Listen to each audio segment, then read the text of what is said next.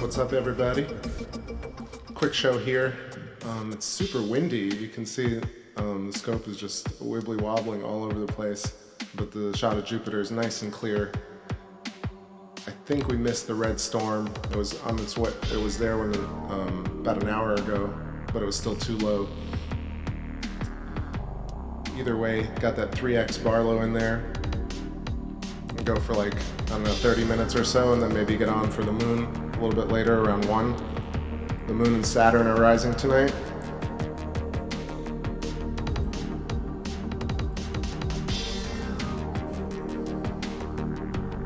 What's up, Z Proxy? How you doing, bud? You already got the moon, I see. Genghis Khan, what's going on? What's up, Ellie? Nice to see you. What up, John Paul Jones? Still hungry, I see. That bacon chicken sandwich.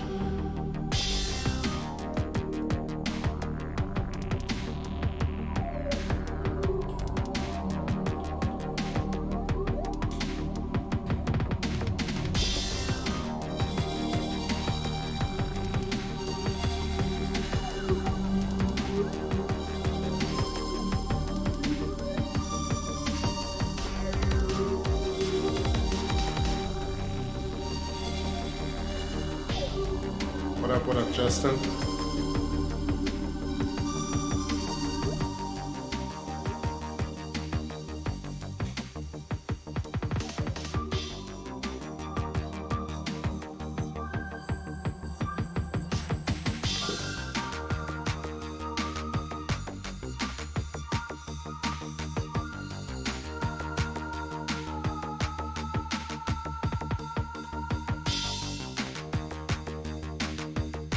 Hey, what's up, Nancy? How you doing?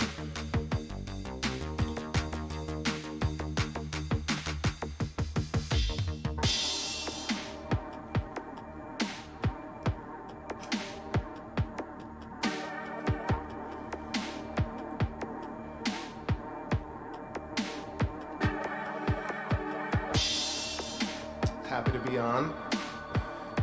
Got a lot of energy tonight. Hope it lasts through till the moon comes up. But I was excited to see clear skies for Jupiter. Just because it's such a particular thing, it's going to keep rising earlier and earlier. And I think like in a couple of weeks it won't be visible anymore, or at least not from this angle. So I'm going to take advantage of the nice view.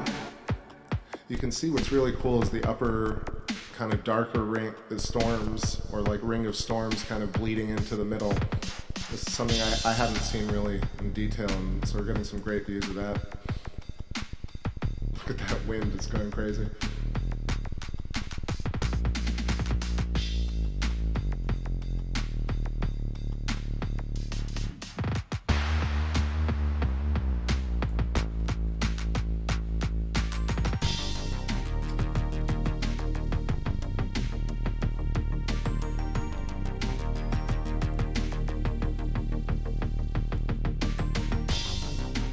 Also, I got one more new song that I put together today.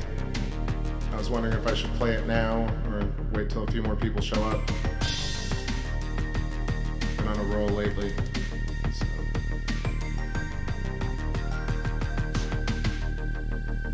Should be a good little jam.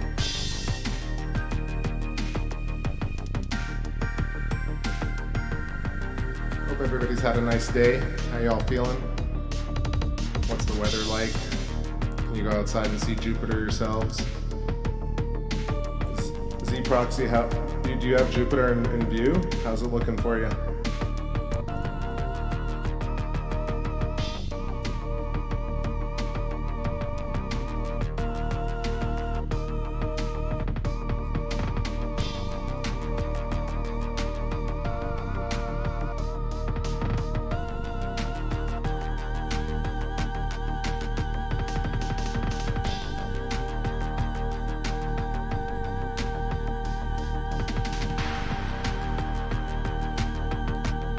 What up, Rod? Stan, how you doing?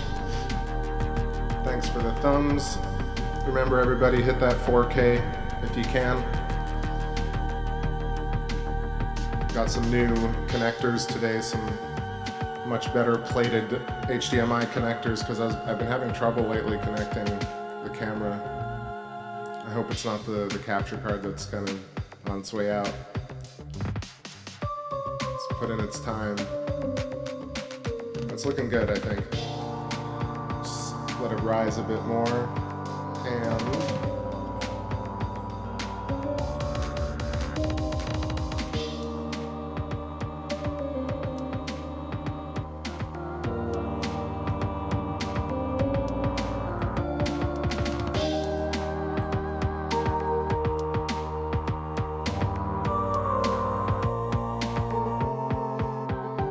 nice, Ellie.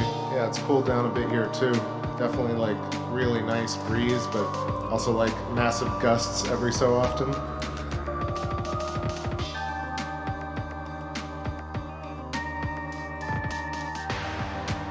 What up, Vision? Evening, bud.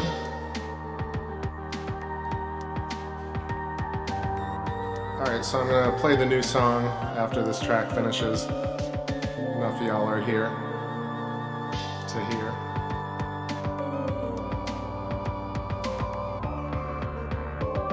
What up, Influence? Welcome.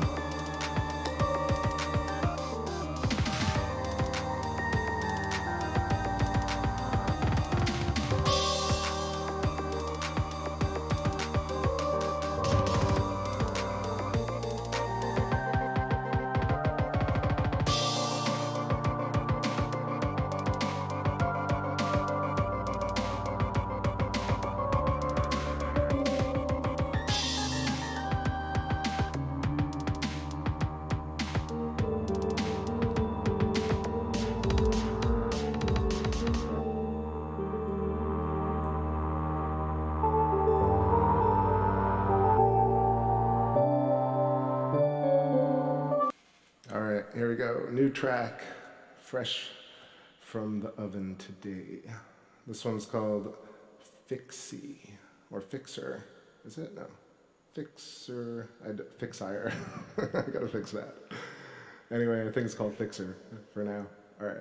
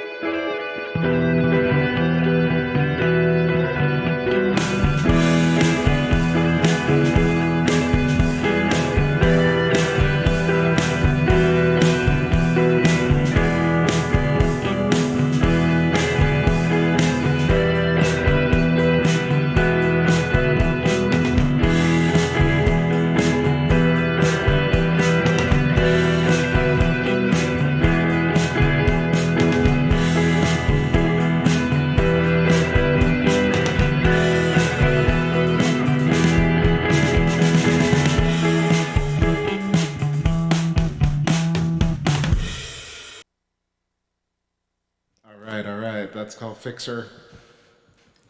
That was fun. So I added a new battery to the bass, new strings. So I've been rocking this bass line, these bass lines today, man. It's been a lot of fun.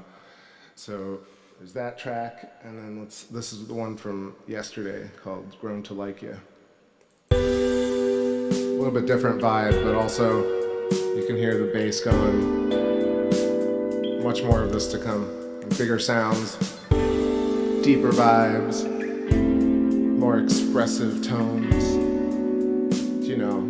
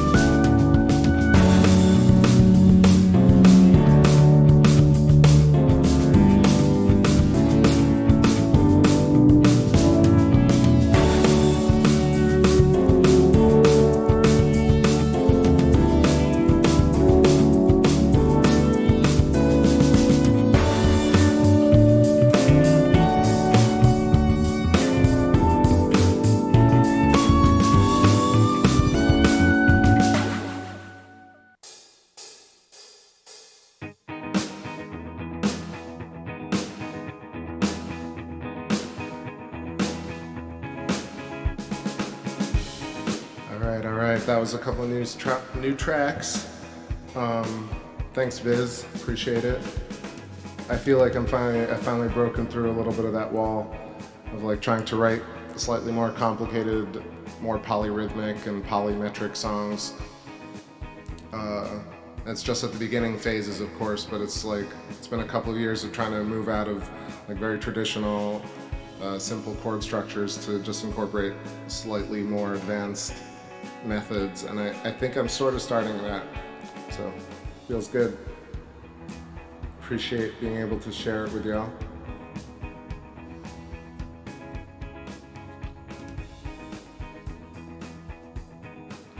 After a hard day of peopling, exactly.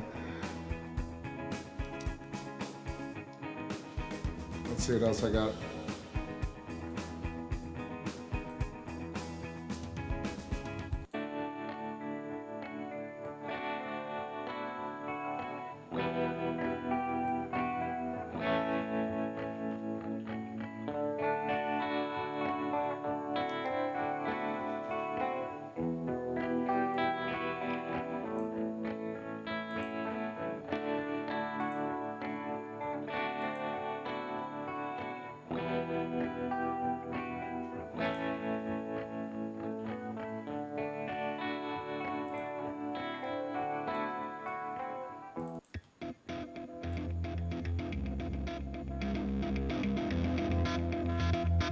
Alright, this is something also like, yeah, this is new. You guys haven't heard this yet. But it's still work in progress, so. And it's called Ringo Stars. Ringo Stars.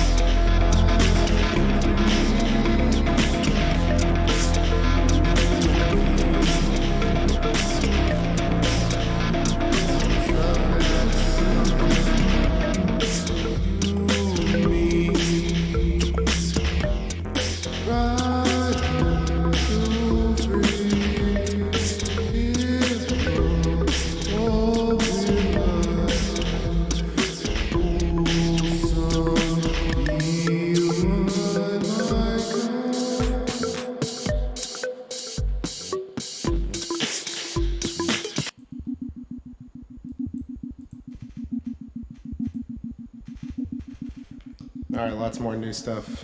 Let's see, this is another one called, what's this called? Decoy, or something. I gotta name all of these much better. something decay. Let's go.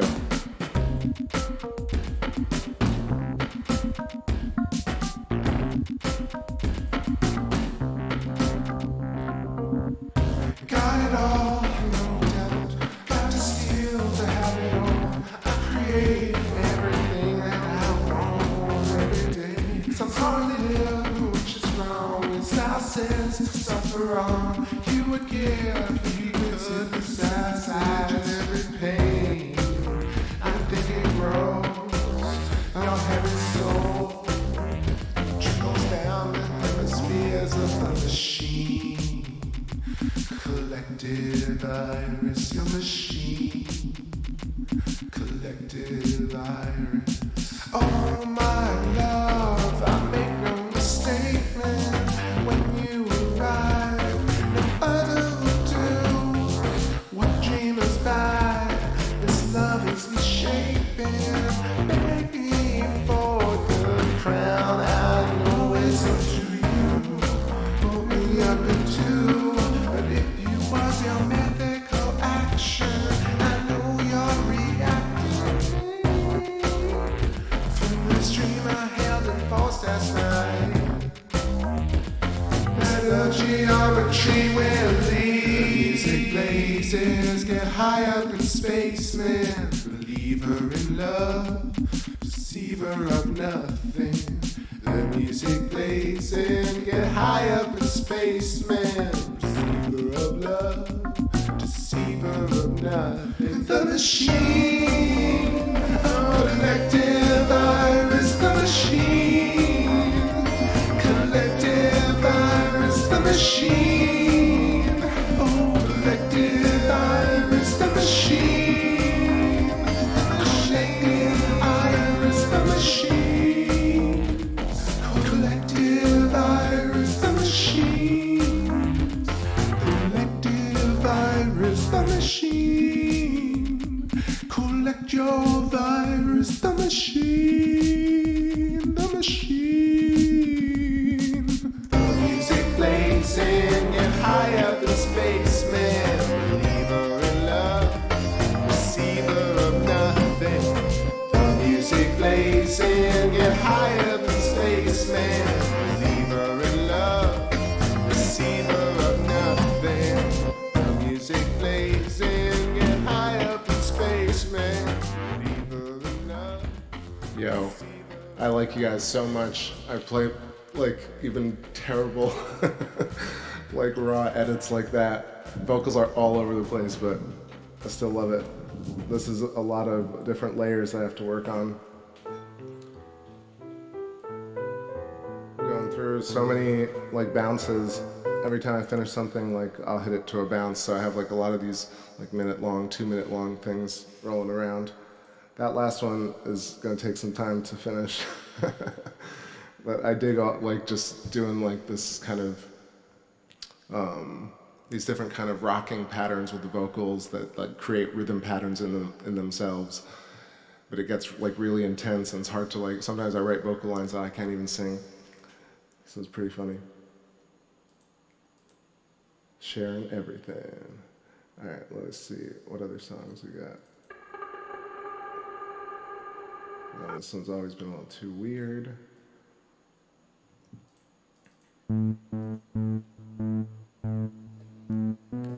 Yo, what's up, John and Kettler?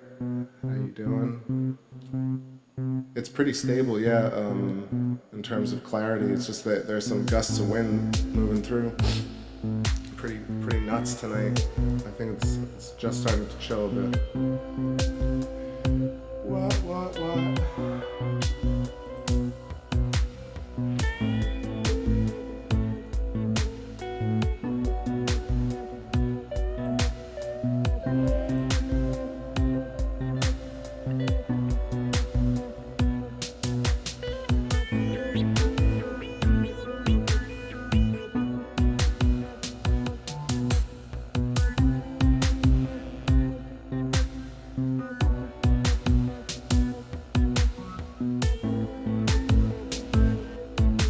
What's up, Ghost in the Prison? Welcome.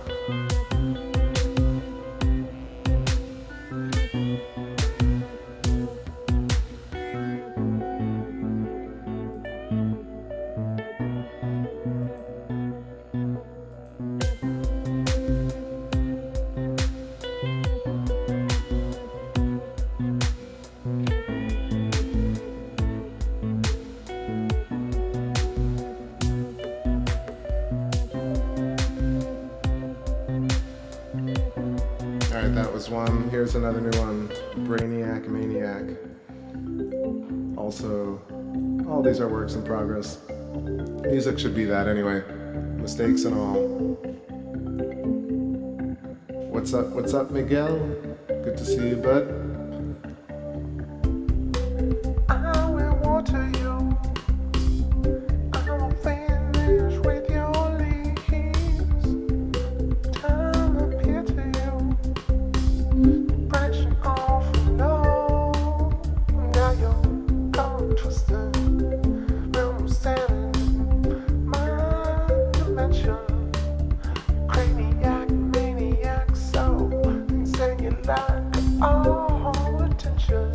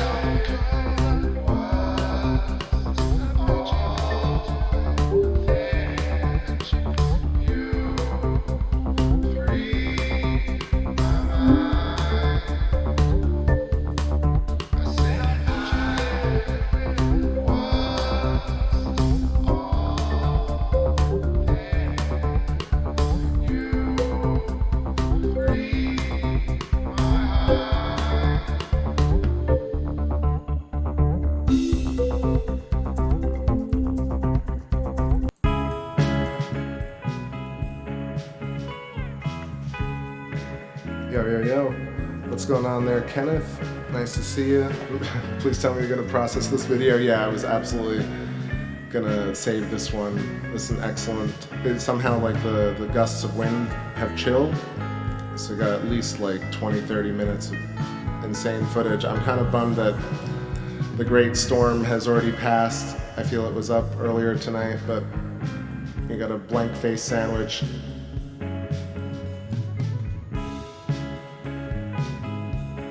I was gonna say what's up to. Let me know if I missed you in the chat. Thanks for hanging out, everybody. I think I'm gonna go for a little bit longer, maybe trail it into the moon, but I feel like the moon won't be visible till like 1:30ish. So we'll see.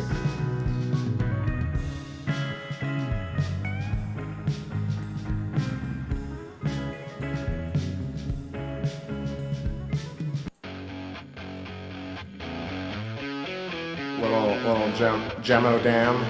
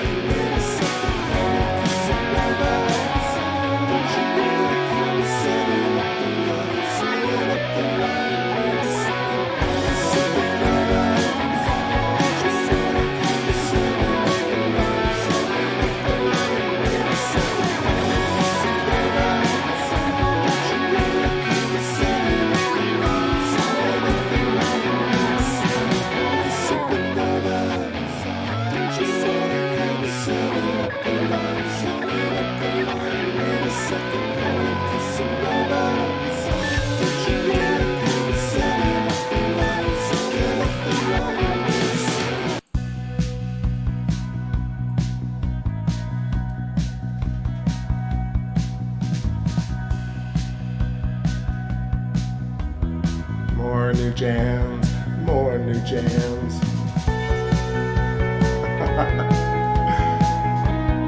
Triple P, y'all. What can I say? We get the honor of space jamming.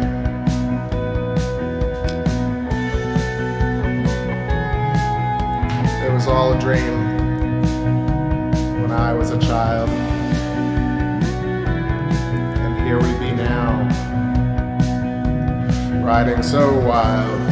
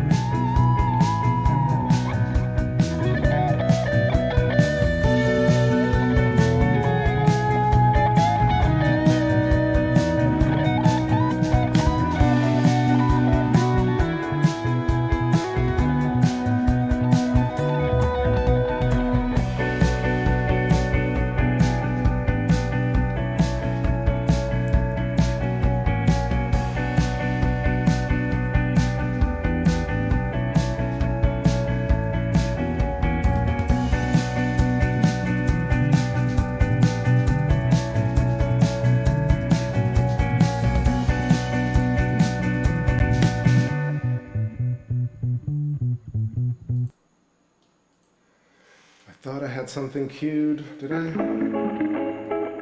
that was not it. ruined it. All right, let's go completely randome. What's up, everybody? So let's see.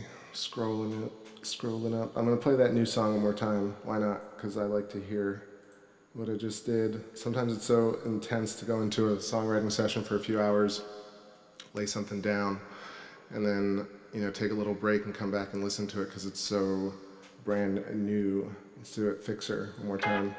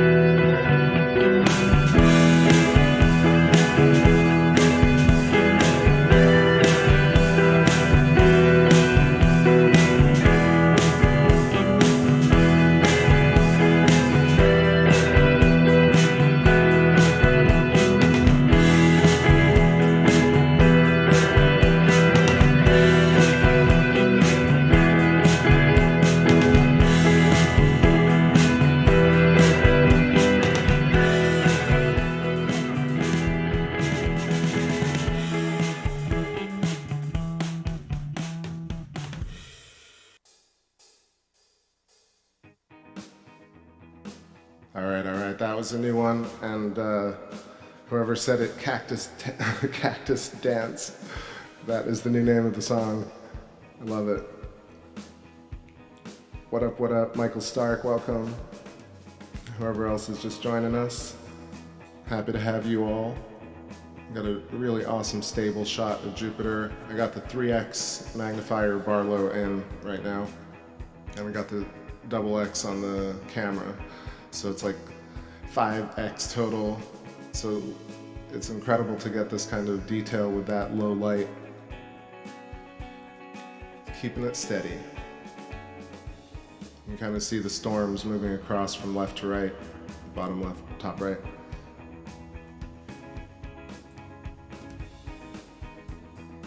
All right, I'm looking for some more jams that y'all have never heard before.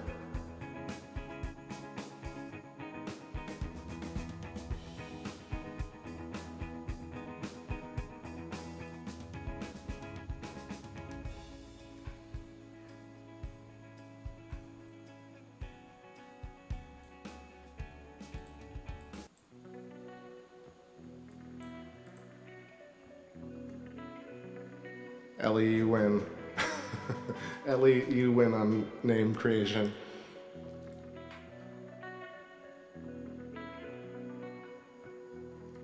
It's a Televue.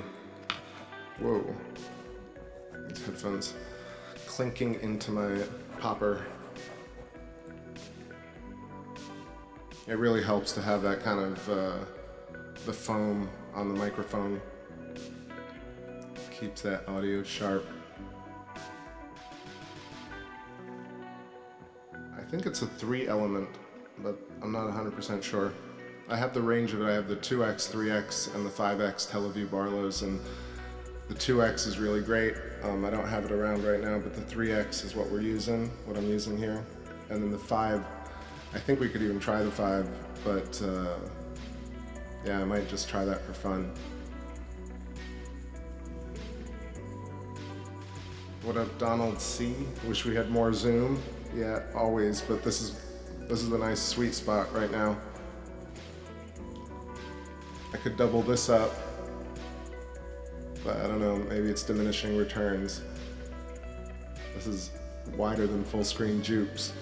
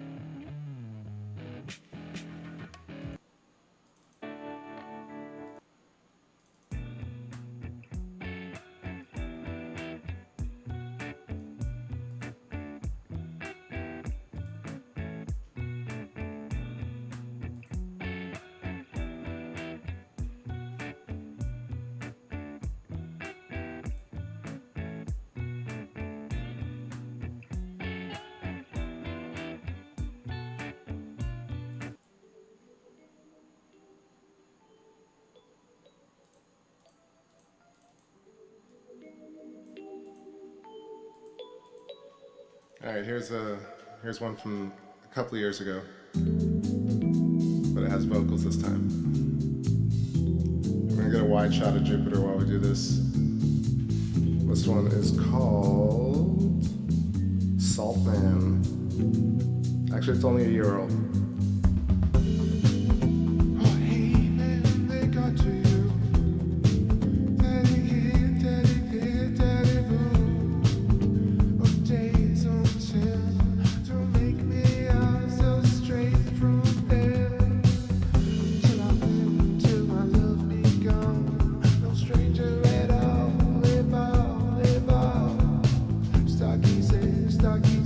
Forever kings, so be it.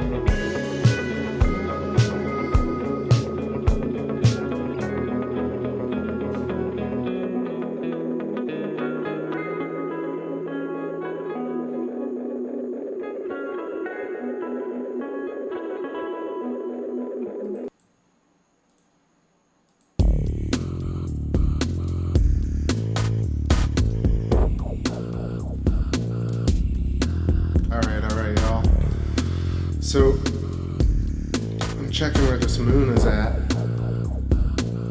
think it's just starting to rise.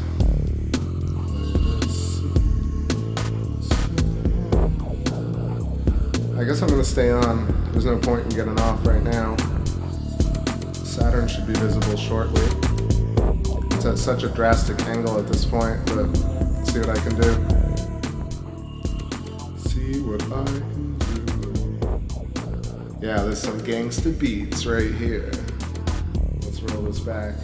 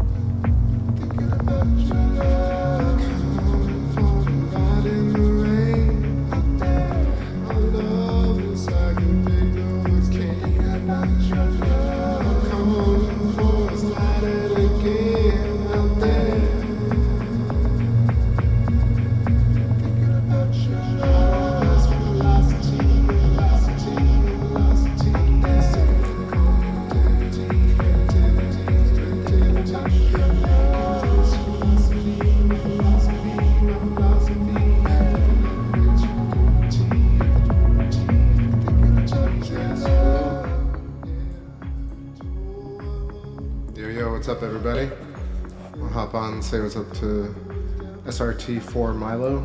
It says, how often are these live vids done? First time I've come across one of these from this channel, anyone knows. Yeah, so I try and get on. I used to stream kind of every single moon I could see, but now lately I've been streaming from the full moon through like, I don't know, about a week post full moon, and sometimes a little bit later than that. This is due to the kind of setup that I have, and I'll essentially start streaming as soon as I see the moon or Jupiter or Saturn or some cool celestial cosmic event that I can bring to y'all. You can check out the gear and the music and some of the information in the description of this video. And if you want to check out some stuff I've been streaming for 4+ years now, you can go see some of the old stuff in playlists and search back through the archives, see some cool shows.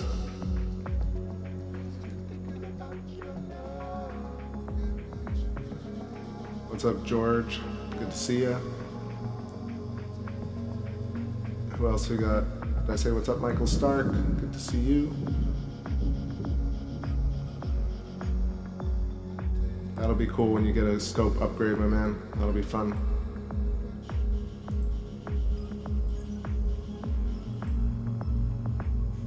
Yeah, so Jupiter is kind of beyond the window at this point.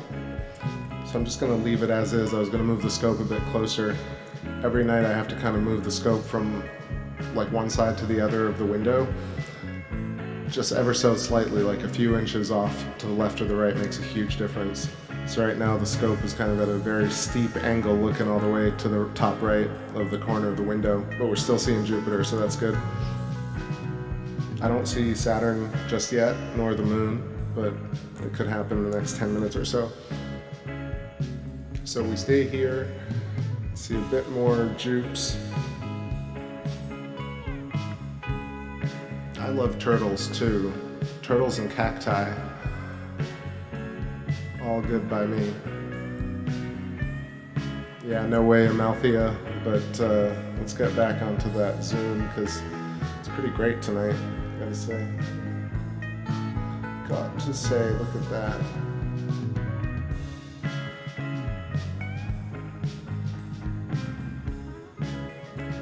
I'm gonna try again tomorrow night, see if I can get the Great Red Storm. The other night with the storm was just unbelievable. It's something I hadn't really seen that well. So I'm hoping to capture it with this kind of clarity.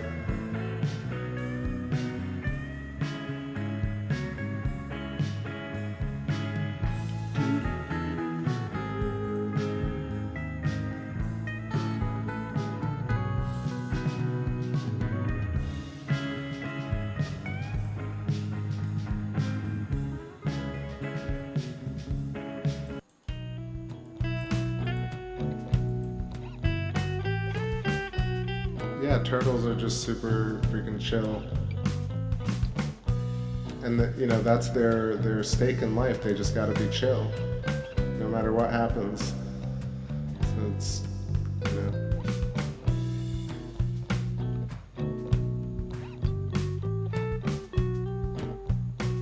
Look at that amazing detail in the brown bands. Kind of swirls in the upper, kind of darker orange. Really wish we could see the poles a bit better, but this is amazing, truly.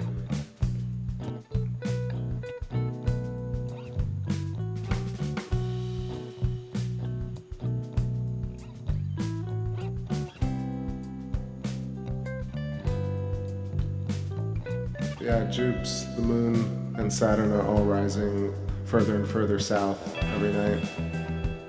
So the shot is kind of difficult, but it's kind of amazing that right now the scope is actually pointed almost at the window.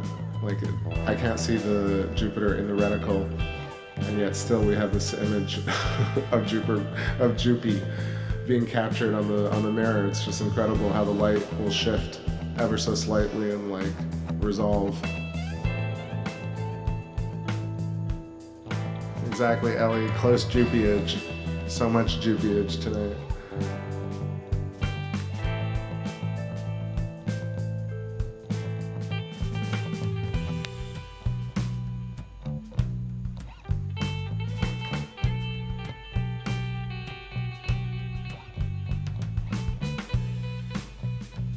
Milo, check back tomorrow or the night after. I'm going to be trying to stream Jupiter with the Red Storm. And you can check back a couple of nights ago where it says amazing view of Jupiter. I rarely like to do those types of titles, but it really was a pretty crazy shot. And you can see the Red Storm with it's almost like an eyebrow or a raised eye, like super cool.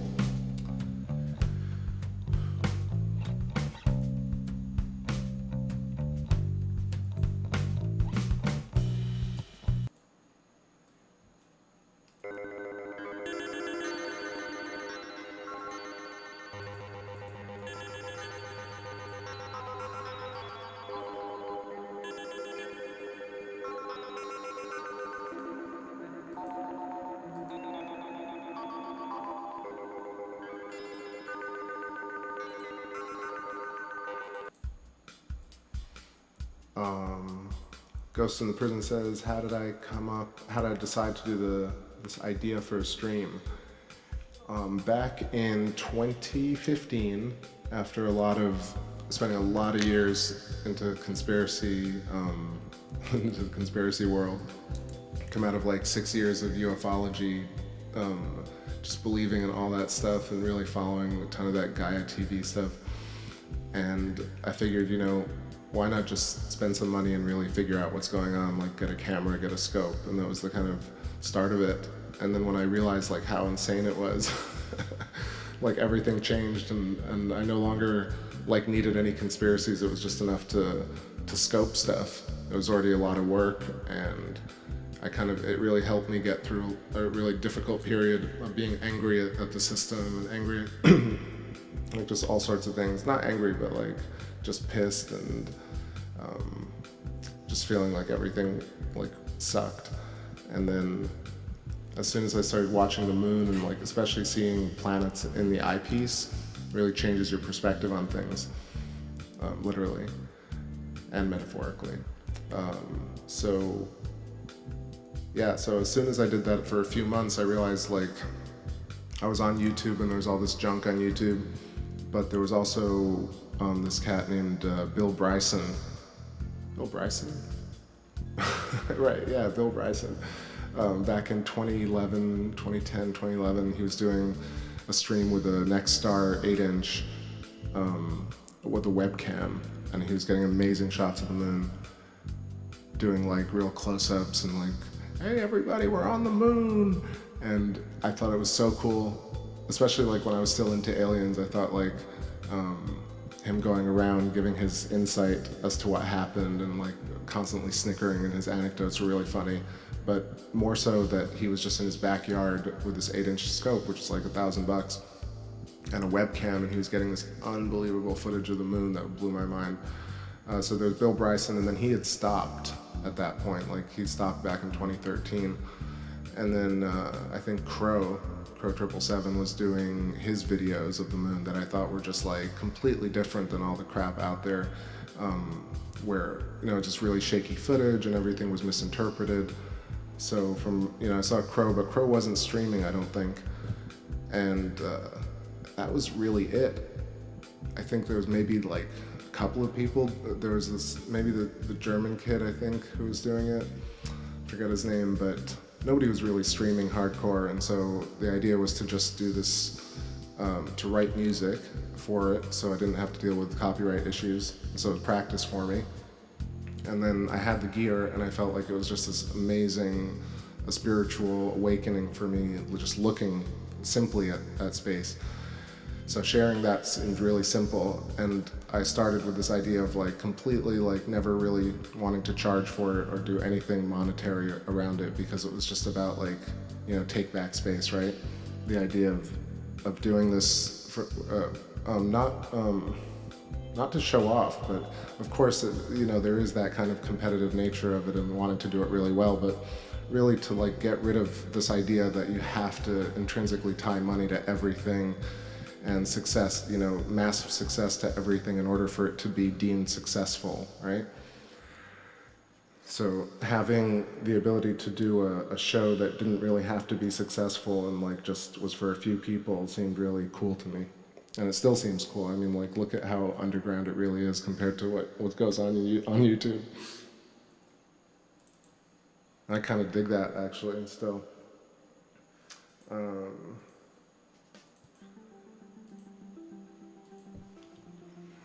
Yeah, that's kind of it. I started, and you know, I like to stick with things and do things really well. As much as I can, I've streamed really as much as humanly possible for one person to do this work. And what else? It's really helped me write better music and like have a platform to share my music with people who appreciate it.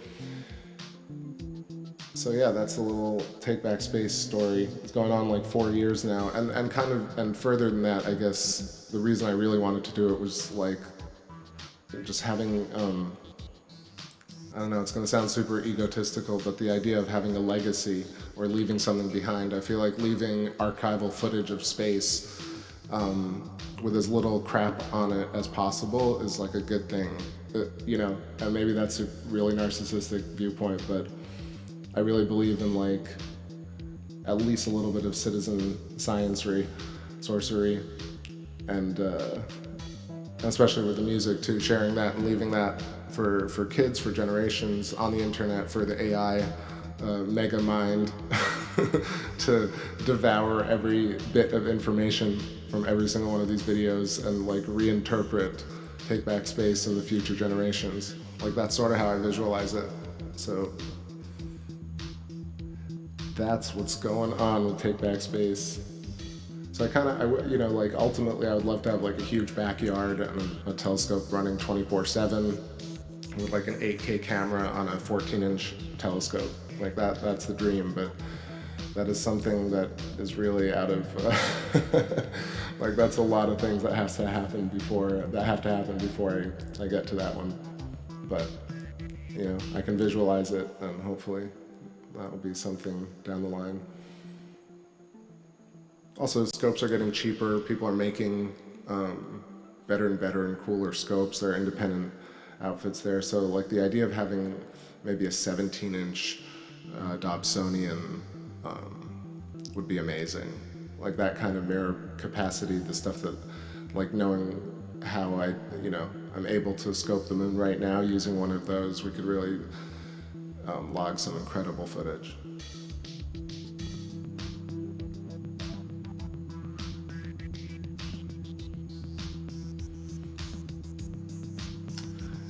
All right, so I was kind of doing that with my like back turned to the chat. Let me, because I was focusing on Jupiter.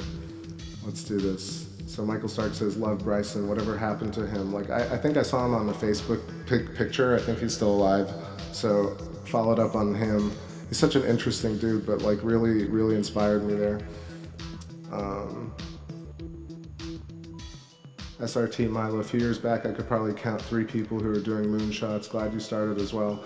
Yeah, it was something like 2015. It was the September 23rd blood moon. That's really why I kind of got started. I was like, oh, can I share this blood moon, like lunar eclipse? And it was really cloudy, and it was like the end of the summer of 2015. That's when I really kind of started thinking about doing streams full time. And then the really like amazing one, that first big one was like December, the cold moon. I think that I was streaming like maybe an 8-hour stream. It was some ridiculous crap. And then April the next year was the Venus transit during the day, and then kind of got like a few more subscribers then. It was an interesting climb.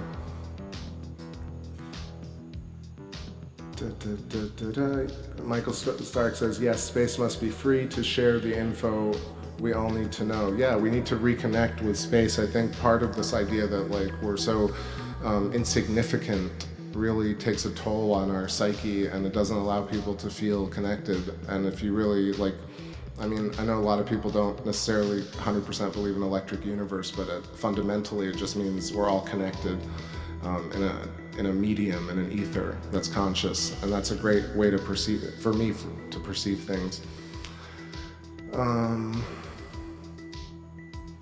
George says there were other sites like NSN, yep, where folks were live streaming since 2010. I started in 2013, 6-inch fractor. I knew old Samsung SCD 2000 at the time. Nice. Yeah, it was. I definitely remember a few, so I'm sure I wasn't the first. um, thank you, White Moon. It's more laid back, like a family around here. Hell yeah. Michael Stark says, "What's up with my alien perspective? Please tell me you believe more with an 11. I see crazy stuff on my 5." Let's see. Yeah, so crazy stuff on your 5. I've seen crazy stuff, man, and whoa. But I'm almost certain that it's all stuff that we've made, that humans have made somehow. I don't know, there's something really fishy about the entire ufology movement and people around it, and there's something about it that gives me a strange vibe, and like I've just been trusting my gut for a few years, and it's just served me better to not really invest time and energy in it like I used to, especially with people like David Wilcock and like Graham Hancock, and there's always a lot of I don't know, just hyping up this kind of disclosure movement thing, Stephen Greer. I don't mean to shit on anybody, like everybody can believe what they want, but for me that was a lot of time spent. And while they led me to certain levels, I think as soon as I got into Electric Universe and Ken Wheeler's magnetism stuff and the dielectric medium and all that, that made a lot more sense to me, and I didn't really need to spend time there anymore. But I'm still open. Listen, if aliens land, I'm going to be skeptical, and I'm also going to be in shock and in wonder, and so I'm open to it. But I don't think it's really that. I think it's definitely stuff that we test as humans. It's a good way to sell videos, though. Yep, Chris Parker used to stream for a while. I've lost footage of Jupiter at this point, so let me see what I can get in view, and then I'll keep answering some questions. I got the chat, just pause it halfway through. So give me a moment.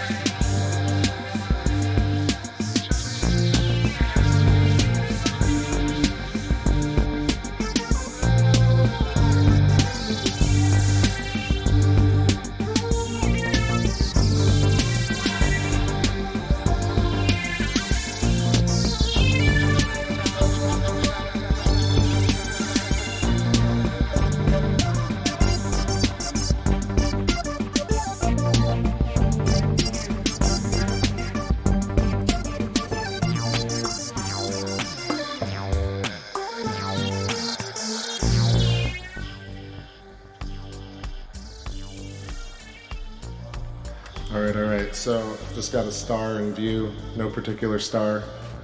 Just something coming up right above Saturn.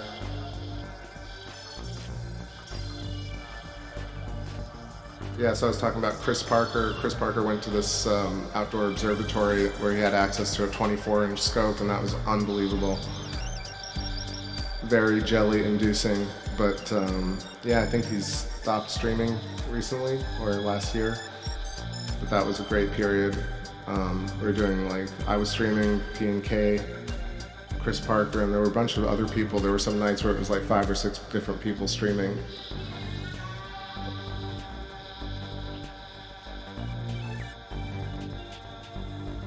I'm sure it's probably the same right now. I've been a little bit out of the loop, to be honest.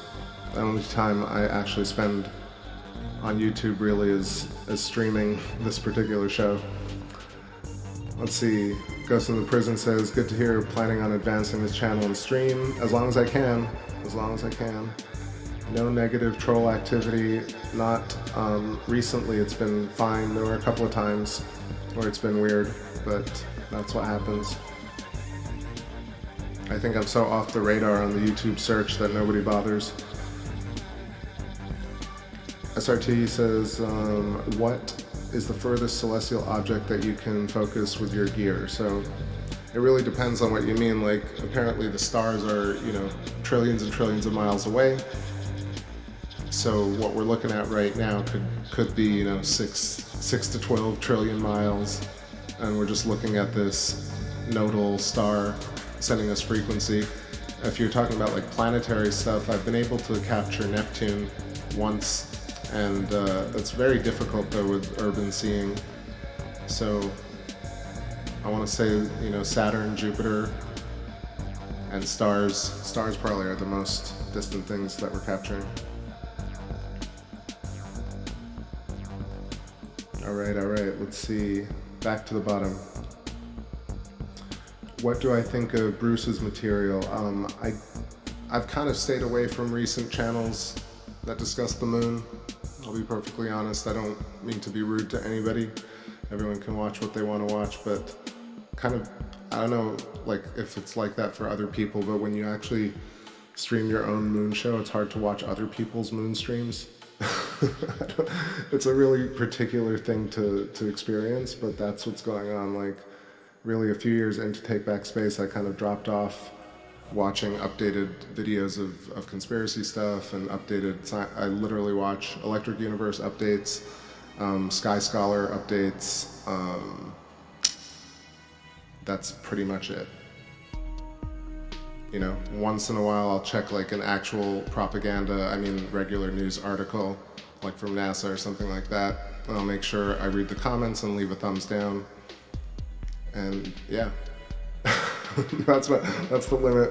I limit myself to that simply because like it's really hard to, one, judge my show against other people's shows or judge my gear against other people's gear. It takes up a lot of time and energy that I don't really have. And I like to just be pure about it. So I'll get online and like really enjoy doing the show, and it's not about selling it or not about impressing anybody, even though of course it's about impressing and like putting on a show.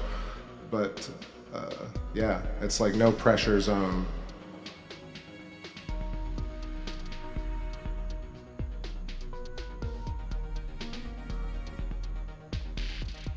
I'm also really allergic to clickbait thumbnails, like thumbnails with people's making weird faces in it, and like thumbnails that use exaggerated terms to really lure people in to click them. And I'm not calling out anyone in particular, but that type of is just hard to look at. In all honesty, like when I browse in the world of space and conspiracy and stuff like that, it's almost impossible to avoid these. This guy said that, and this guy is an idiot, and that guy demolished that guy, and that guy told that guy to go shove it, and this guy says hot wings suck, and this guy's 2-minute physics, and this guy says the world is this, and I'm like, holy fuck, man, I want nothing to do with that. Nothing at all to do with that. And it's not because I can't entertain theories, it's just that that type of engagement is just extremely insincere and not based on knowledge. And I mean, that's why if you watch the Electric Universe stuff, it's so boring sometimes. It's mind-numbing, but it's so calming and meditative and polite, and they think about things for a long period of time, and it takes time to unfold, and you know, it feels completely different than everything else out there on YouTube or in pop sci.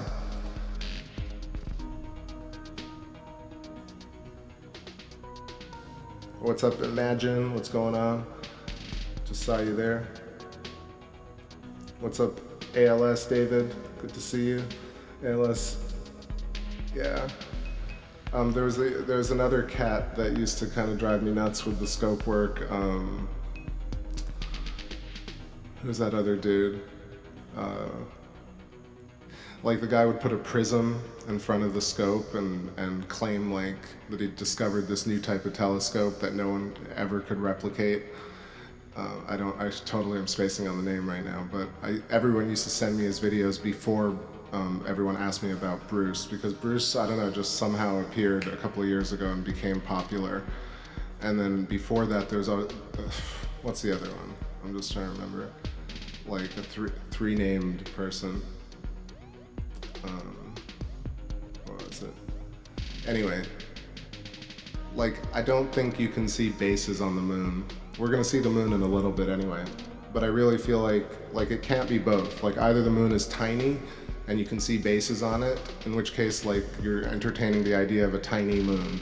If the moon is exactly like the size it's supposed to be and the distance it's supposed to be, there's absolutely no way you can see buildings or craft.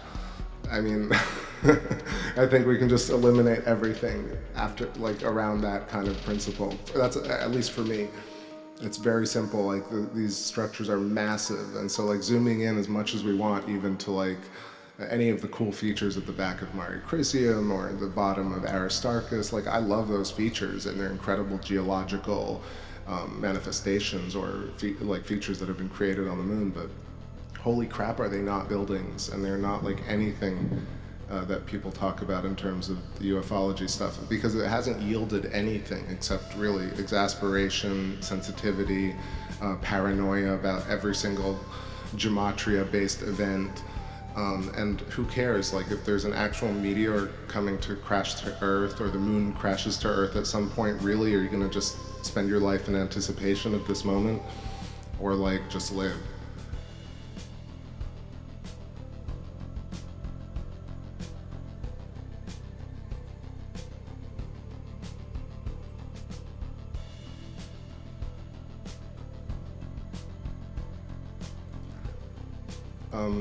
The other cat who, I mean, there are some really absolutely unbelievable astronomers who are not really on YouTube, but who are on Twitter and who go around, and like that's the type of stuff that I appreciate really more so than the kind of YouTube channels, even though I'm one of those YouTube channels. But I aspire to kind of always really keep it cool about going, you know, like suggesting things that aren't 100% verified.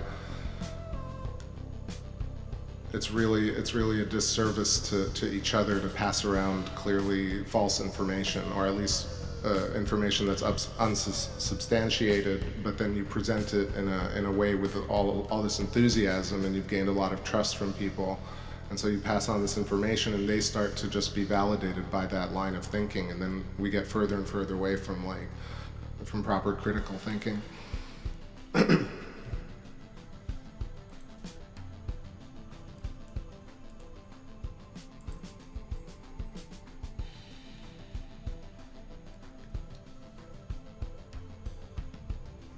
ALS says, not even Hubble can see the stuff on the moon. Exactly.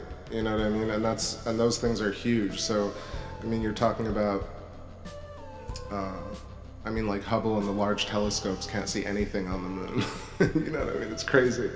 Like Keck Observatory, Subaru.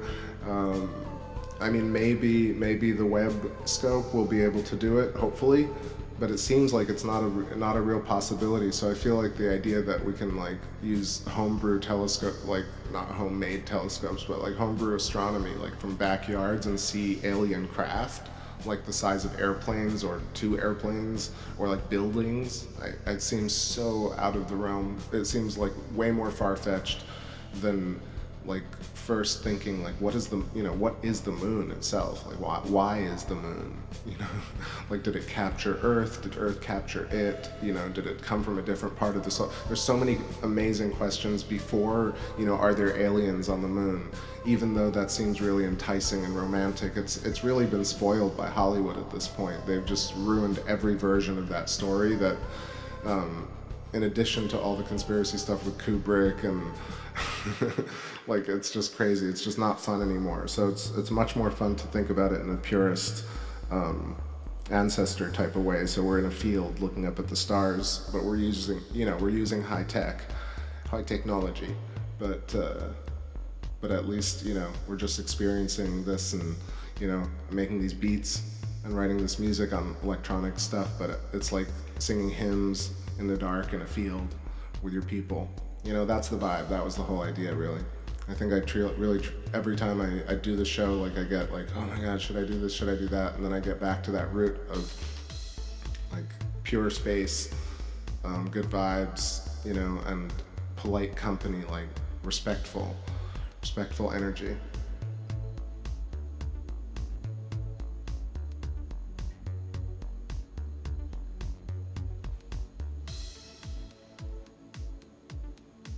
We're getting a little chromatic aberration on the top of the star. That's probably from like either the power line.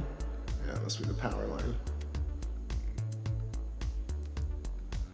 I think Saturn should be up in view at this point. Let me know if I've answered all your questions. That was a good chat about the history of TBS.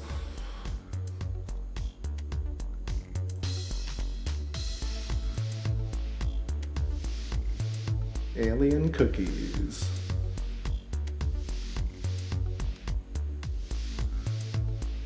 Duplicate says yesterday's EU 2017 conference with Garrett Hill. I just have not watched that. That's my stuff after this tonight or probably this weekend. Super fun. Ghost in the Prison says clickbait gets me too. Man, so annoying. Hopefully it'll die down at some point.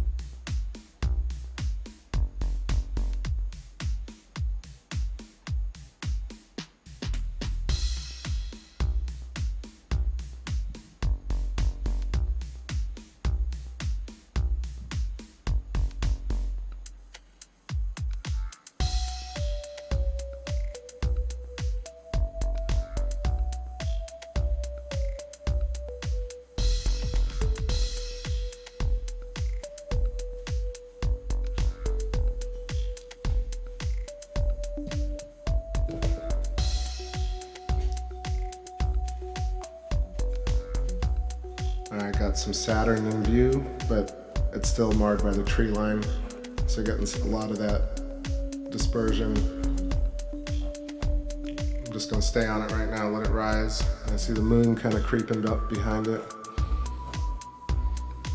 It's gonna be a long show tonight. Love it.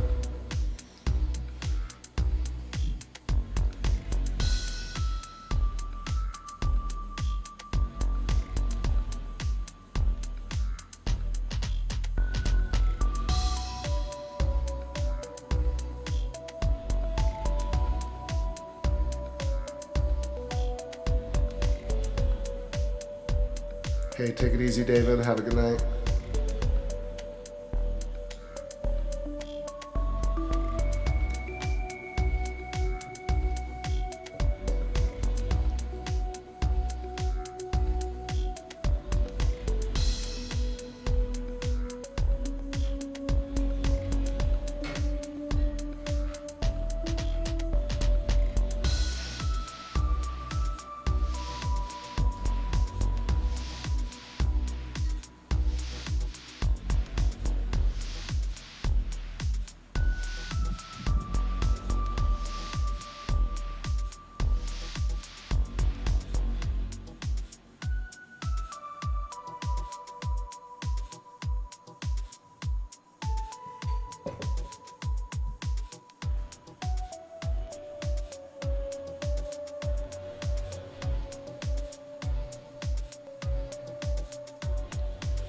I do really wish that,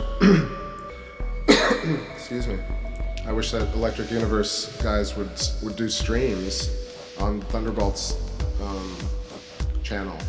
I mean, they have 150K followers at this point. I'm just gonna keep putting it out there until maybe they do it. Like just having like, I know that Wall Thornhill's probably very busy. These cats are like David Talbot are just super busy doing their own stuff and writing theory, but can you imagine if we had access to Stephen Crothers doing a live stream? That would be awesome. I think he has, you know, there are a lot of really interesting followers and always some really good comments in the EU forums. What up, Daryl? Evening, sir. Yeah, so if y'all check out Thunderbolt's project, leave them comments, tell them to stream. And then also tell them to talk about the moon. Talk about how Pluto is not a planet.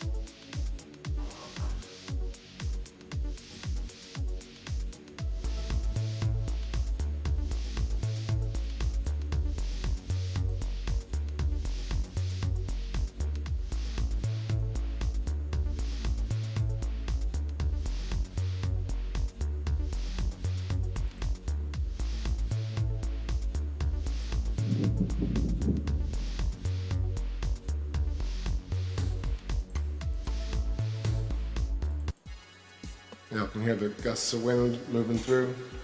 So that's a bit sharper Saturn. Now it's moving up. I think you got Titan over there, and then a star to the bottom left of that. You got a couple of moons, Rhea and Amalthea, I want to say. Let me double check. Tethys.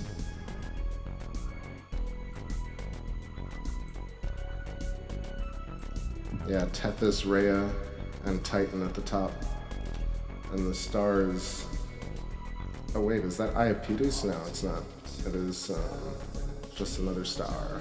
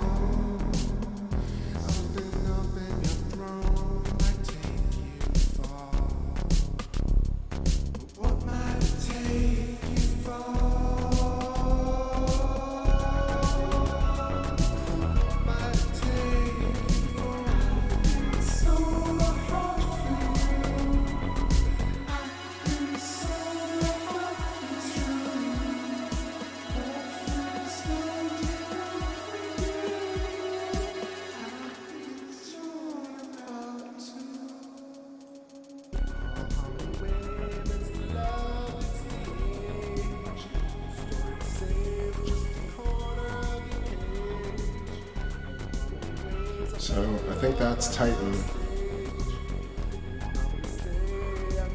And then as you go down, those three are Dione, Rhea, and Tethys, I believe. Just double checking that. Rhea, Tethys, Dione. That's the order from left to right. Are those three little moons, large moons. And then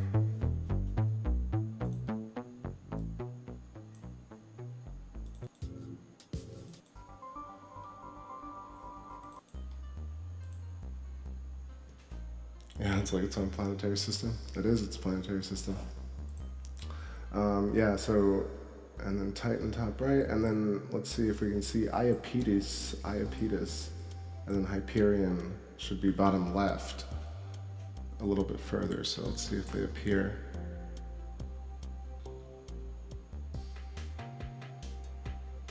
Right around here, but it's not really super showing up. Oh, there it is. That's crazy, that's Eyepieces right there. That's, I don't want to say it's first. Maybe it's the first seeing Eyepieces that far away. Interesting. It's ever so faint, but you can definitely see it in the middle.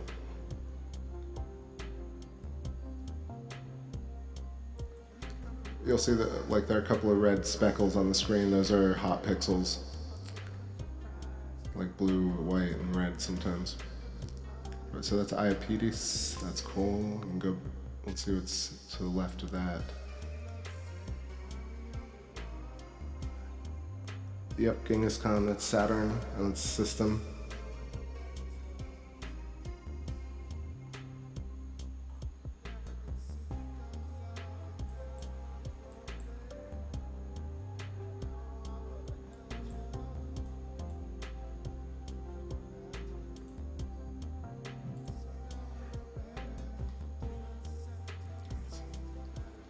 Let's go back up, take a look at Titan one more time.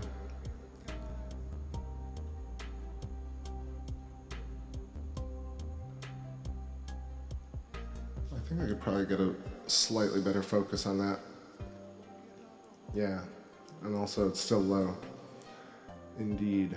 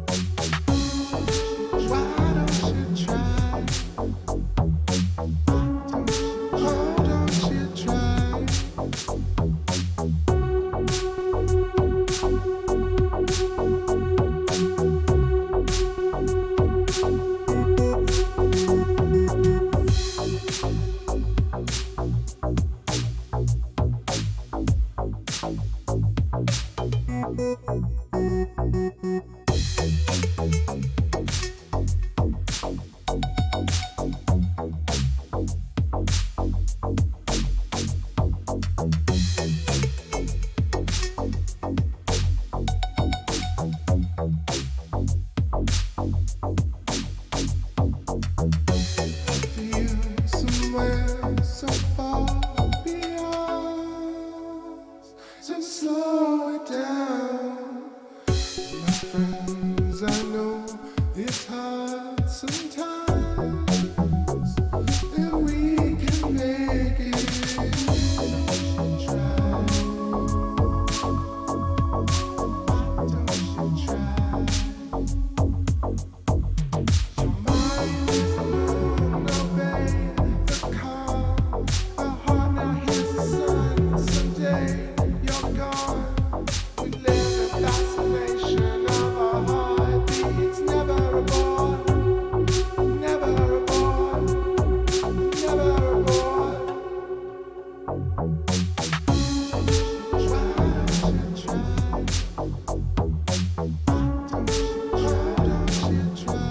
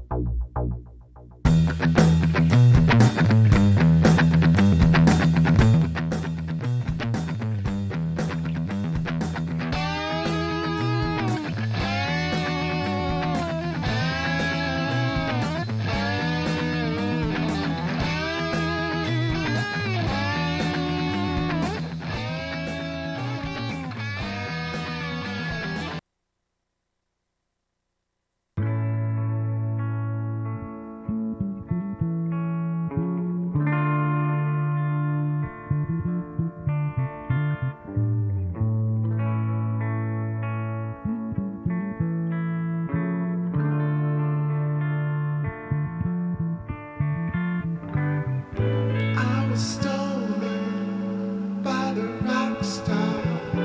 Don't know what they're killing for.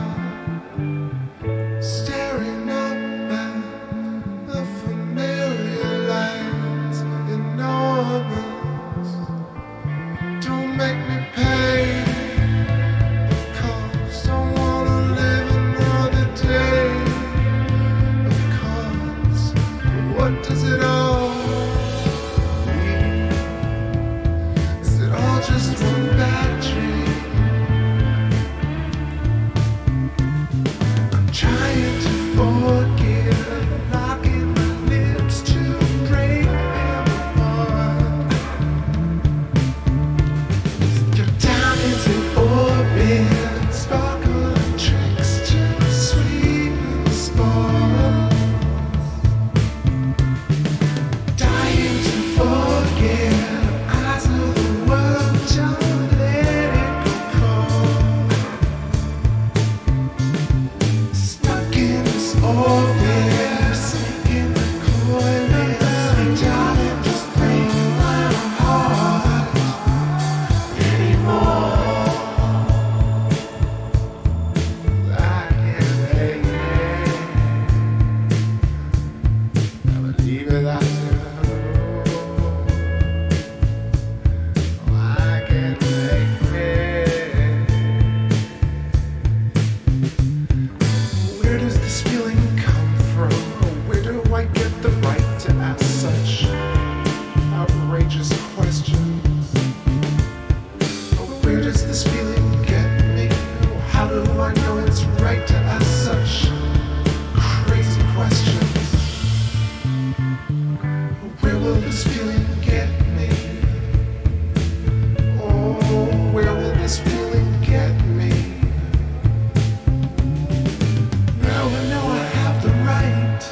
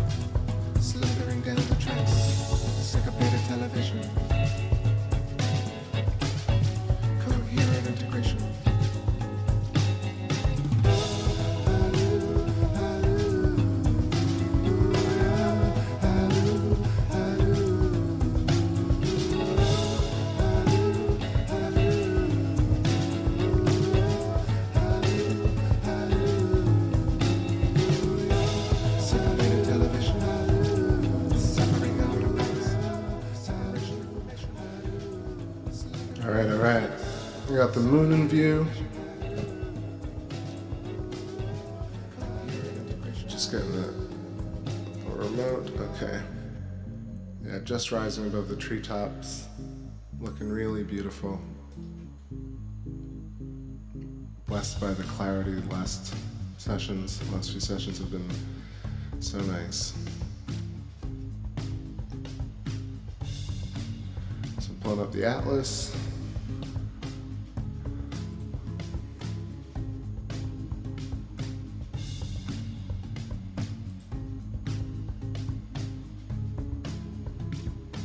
%, illuminated right now. Yo, what's up, American Life Videos H? You got a live show finally. Awesome. Good timing. Just got the moon in view. Was doing a little bit of Jupiter earlier if you want to check that out. Some pretty good shots. And then probably check out some Saturn as well. I want to say welcome to you and also Zero Infinity. Welcome. And who else? Let me know if I missed you. Cats are awesome.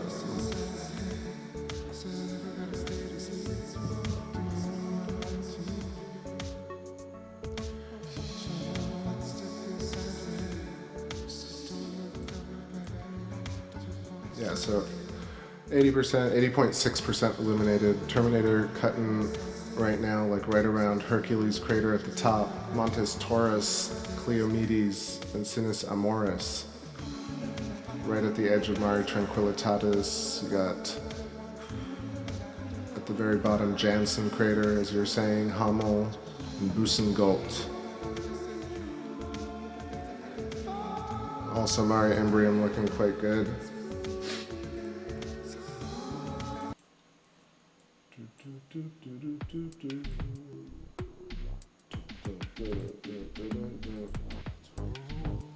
Hit that like, yes, that would be nice. And also remember to put it up at 4K if you can. Spending all this bandwidth for this beautiful shot, so I hope you get it in the best resolution you can. I luckily got another 4K monitor for my preview windows. I was previewing like on this small 4K thing. Now I have it on this 24-inch. It's really nice. I get to explain it and see features in a lot more detail. Okay, let's see what we got.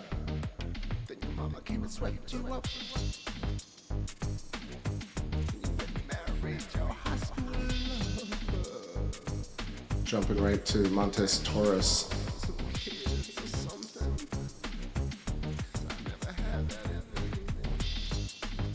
Montes Taurus, and you got Romer Crater, Newcomb.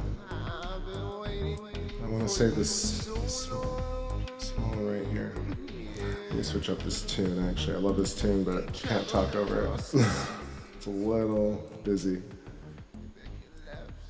Zero says, can we zoom into the moon landing site by any chance? We certainly can. There are all these different regions. We're kind of near one right now. We're to the right of it. If you go down a bit further.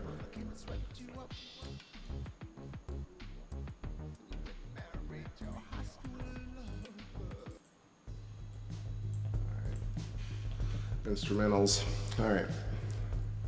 Still a bit of aberration from the rise, but I think actually I could probably get a tighter focus on that. Be right back.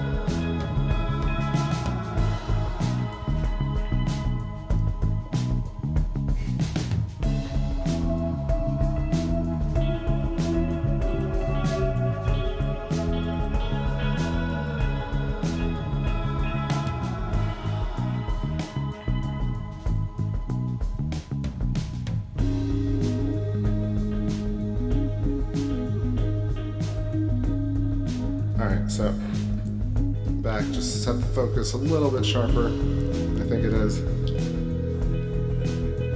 So I'm looking over here on the atlas. I want to say this is Romer, actually, but I could be wrong. Is it Romer and then Romer A to the left of it? Let's see, George Kalasowski is saying, is that Capella and Isadora? Let me see, maybe it is.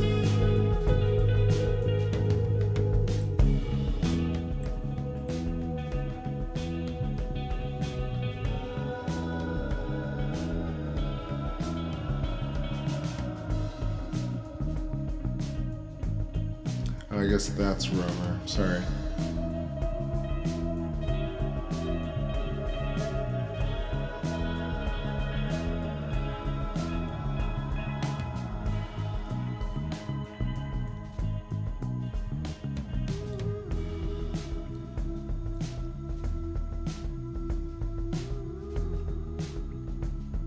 Yeah, just give me a second to get a little bit acquainted with this region and match it up with this atlas. The atlas is sometimes at a different angle, and it's kind of weird actually when you get these deeper features.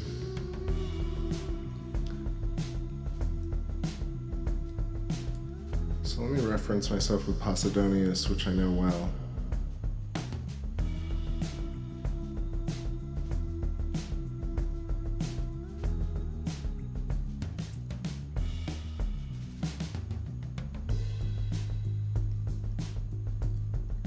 Right, I was in a totally different region. My bad. That makes more sense. Okay, so this is Montes Taurus. Right here. Forget everything I said for the last 5 minutes. Sorry about that, George. I feel you, I got a little confused. I thought I was near Posidonius, but in fact I was south of Mare Tranquillitatis and you were right, it was Isidorus and Capella. So I got a little lost there, no big deal. So just starting where I was, Montes Taurus, and this is a mountainous region, about 150 kilometers across. And then you got Romer and Romer A to the north of that. Those are the two like very prominent features in the center of your screen.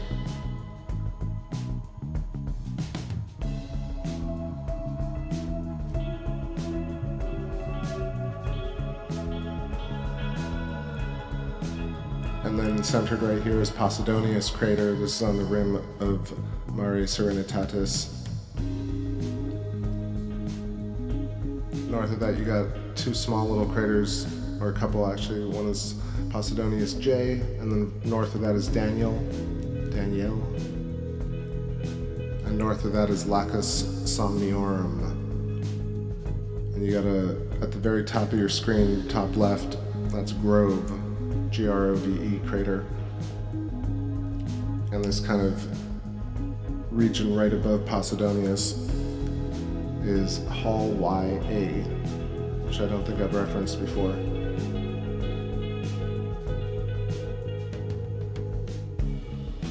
Alright, so now, also I'm doing this with the focal reducer in, so it's like a wide shot zoomed in. I could probably do this if I changed up the lens a bit more. Let's get a nice wide shot of the moon first, and then I'll get back to zoomage. I'm not going to forget about Saturn either.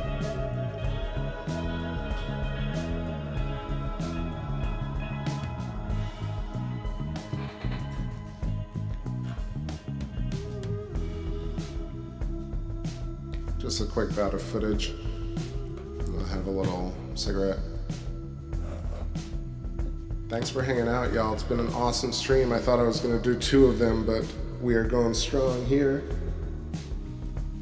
Lovely skies tonight. Where's my lighter at? Where are my lighters?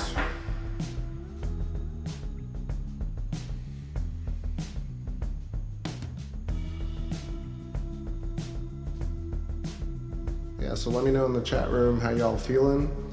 And if you have a certain spot you want me to zoom into in a second.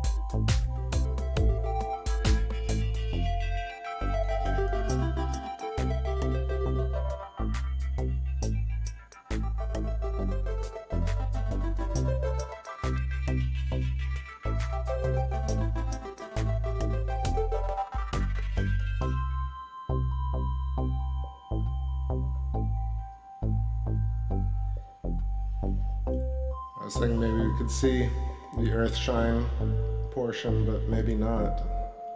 Let me see.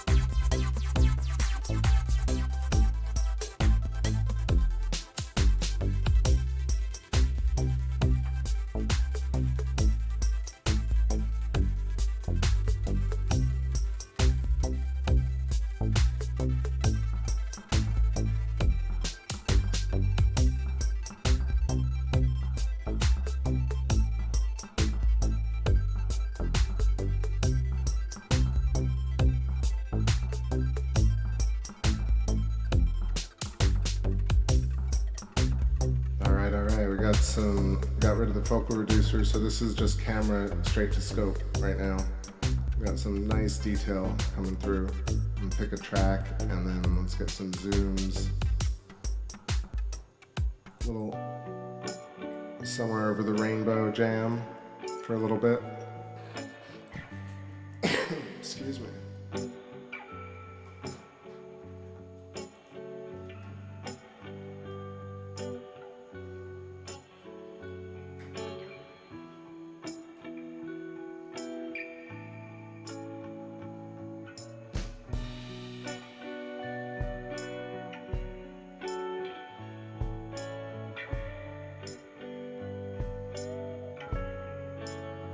So back to where we were originally, that I was mislabeling, but now I know where we're at.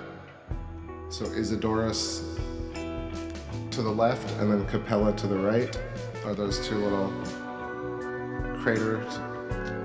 What was I saying? Yeah, 50 kilometers across, and then it's got this really interesting formation coming off of Capella to the top left, almost like a rail. But it could be a lava tube or, whoa, that was not on purpose, but maybe it had to be that. That track actually is a little intense to talk over. This is probably better anyway. Happy accidents. Alright, this whole region is amazing. So Isidora's Capella, we got Gutenberg crater to the right. Let's move over.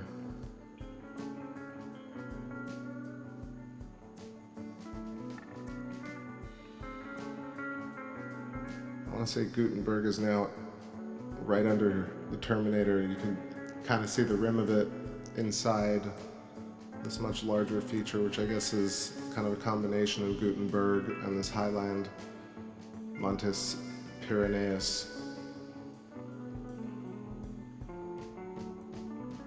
You got some small craters, Gutenberg B, Capella E. You got Gaudibert A and B.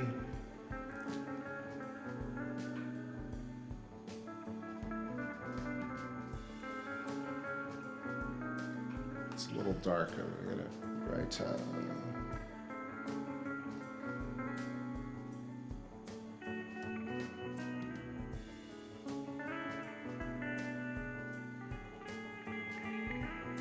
Really clear relief of the land folds here. These aren't really rills, these are kind of like depressions in the land, kind of terraced, I feel probably slumped lands, or maybe carved out or possibly eroded. But the shelving here is so nice and sharp tonight. This is Mare Nectaris, Sea of Nectar. And you got this little craterlet to the, you want to say the mouth of Nectaris. That's Madler, M-A-D-L-E-R. And the much larger crater to the left of that is Theophilus, more prominent feature.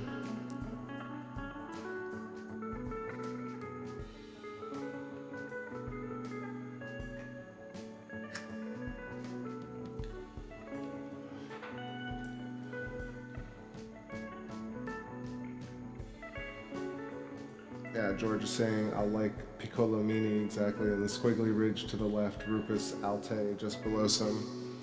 Yep, let's keep moving then.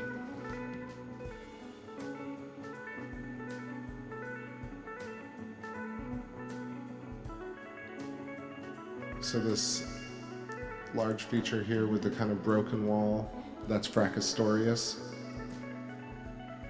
We have a little craterlet on the rim of it, Fracastorius D. And then kind of a mini version of it to the left, that's Beaumont crater.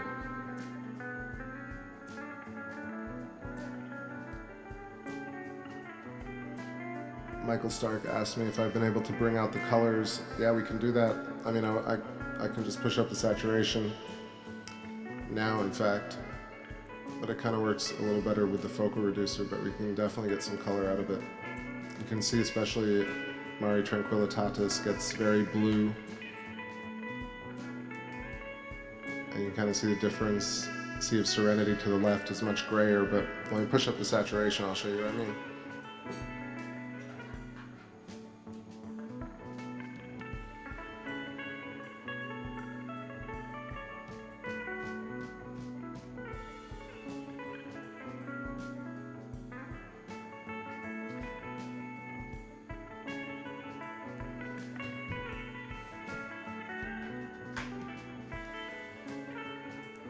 So there's, when you hit record too, it kind of compresses the image in a certain way and kind of flattens the colors a bit, but you can really see this with the saturation pushed up.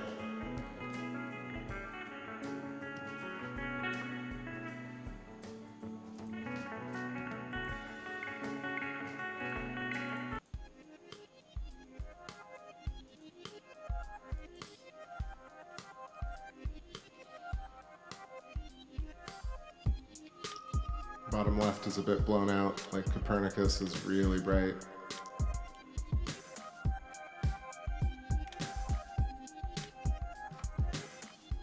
Adjust the contrast here.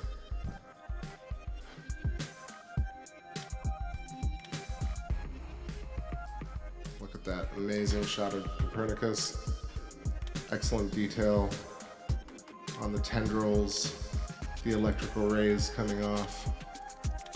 It almost looks like one of those renditions of a sun, with the rays coming off of it. And then to the bottom left of that, you got Kepler, Aristarchus to the left.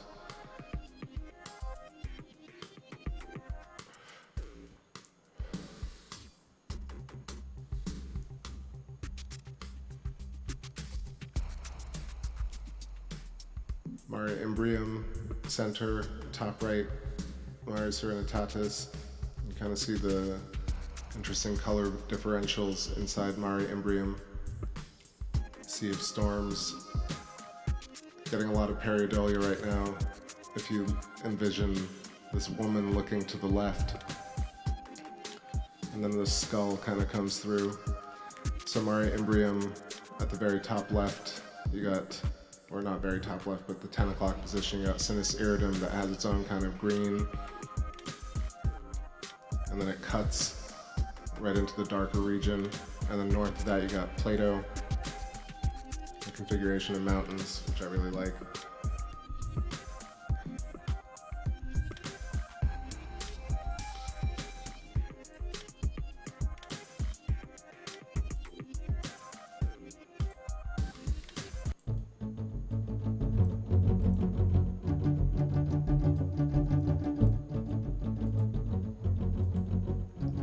What's up, Gloria Compton? No, I don't think there's a flat moon theory. I'm sure there is one, but I don't subscribe. I don't think there really is one. We can see clear libration, so the moon is at least a hemisphere. There's a whole theory on that, I'm sure. But yeah, really cool color tonight, and then especially with the clarity of the atmosphere. Let's check out Tycho crater down here.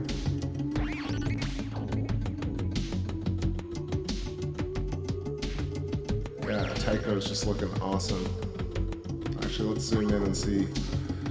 Let's get closer.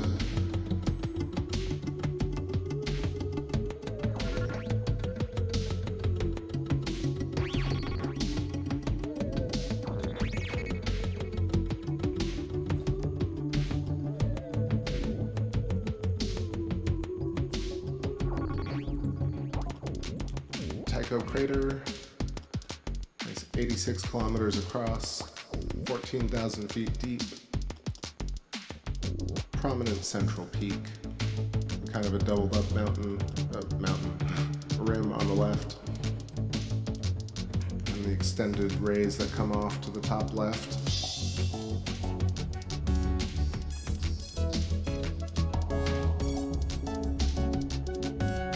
That's just like your opinion, man.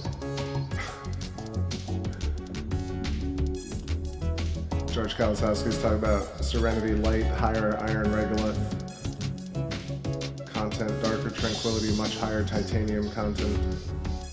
I would buy that.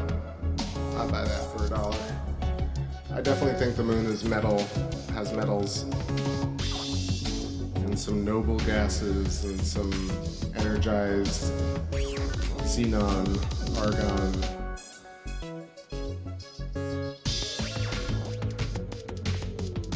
But what's really fascinating is looking at these layers from a distance and seeing them kind of stacked on top of each other. There's some crazy pareidolia happening right now to the left of Tycho crater.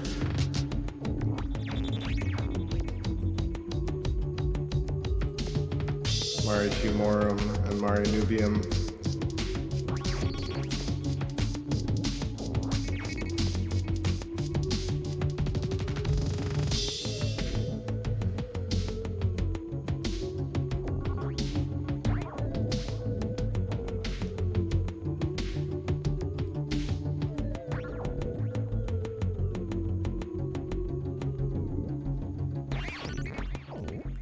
So the moon's looking awesome, but I'm not going to forget about Saturn. Saturn's going up pretty high, and I think we get a pretty good shot with the 3X. So I'm going to switch over to Saturn real quick. Bear with me, y'all. Let's make it happen.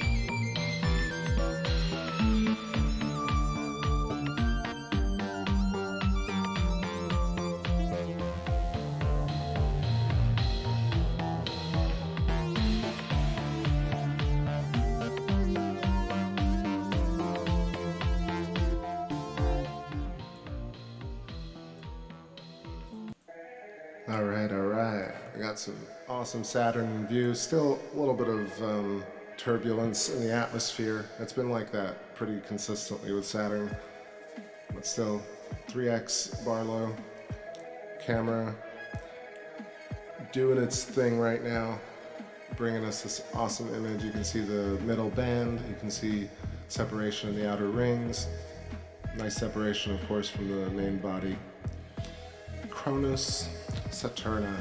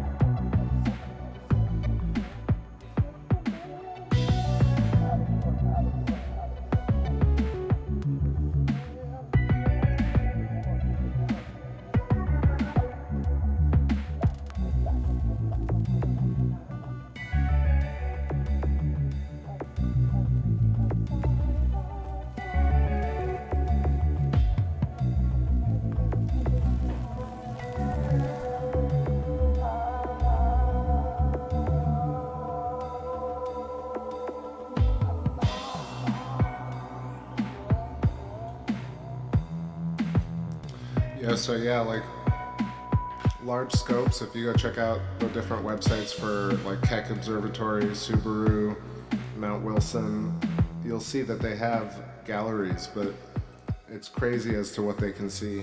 You can see the level, at least some of those like shots even from early 2000s of Uranus and Neptune, and it's just unbelievable.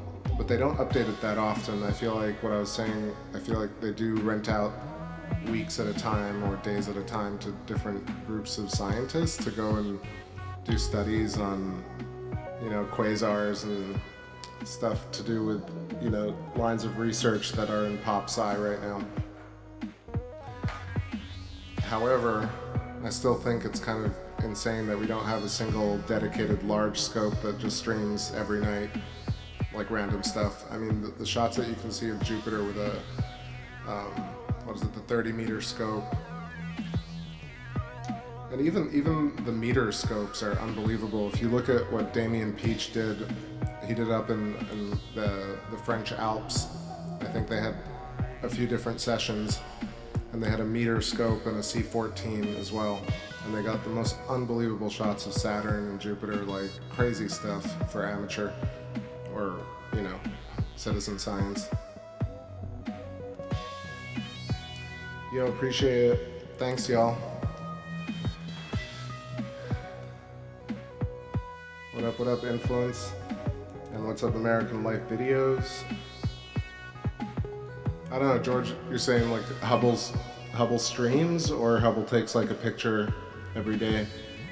I don't know, I enjoy seeing the deep space stuff, and I tried to do that for a little while, but I think that's where the technology can really improve, where if we can get, you know, some sort of computerized system, like a homebrew system that allows you to correct for aberration, that'd be amazing.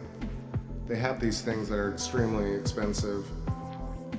The name is escaping me right now, but it's essentially they shoot a laser and they test the laser's focus against their own algorithms, and they create a focused version of aberrated images coming in. Life of me, I don't know why. Probably because I'm tired.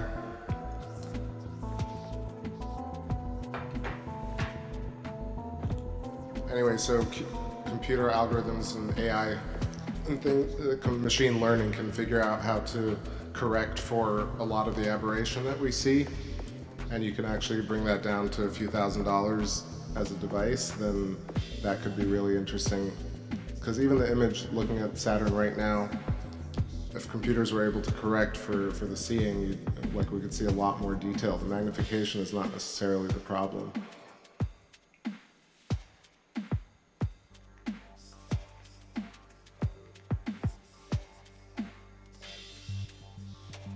Yeah, so for deep sky objects, there are certain features right now, like, I mean, M42 really, you can take a live view, and there are certain cameras that are starting to process and stack images live, and that's where I think it's really fun. I've seen some good streams with sharp capture and people doing, I think, especially with the rise of like the RASA f2.2 scopes, you can really do live deep sky shots in a way that you could never before.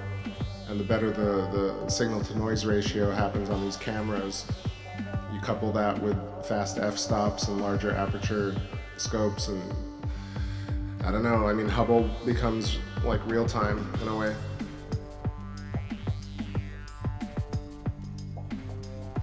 This shot of Saturn is getting better by the minute. Look at this. I feel like, you know, let me know, but I feel like you can see a bit more of the outer ring separation. And even the pole is starting to be visible. I mean, that would be incredible. I kind of want to process all this footage. Yeah, autocorrect for atmospheric interference. It's, man, it's a technology that's been talked about a lot. I don't know.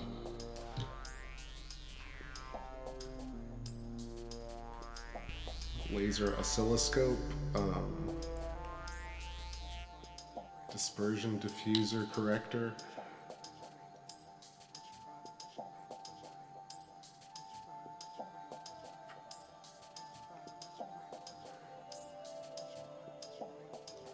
gonna come to me. I know it. I'd look it up, but I'm just gonna let it come to me.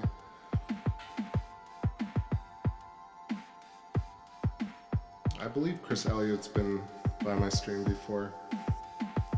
Maybe I'm wrong. Yeah, no, I'm pretty sure. Yeah, there's definitely been a rise of telescope, like backyard astronomers, at least filming the moon and clouds and interesting star stuff. It was really not as prevalent a few years back.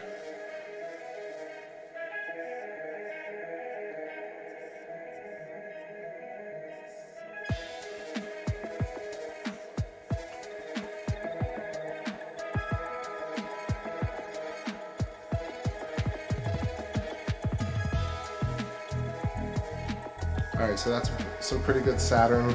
I'm going to keep the 3X and I'm going to head over to the moon for a little bit. Let's see what it looks like up close.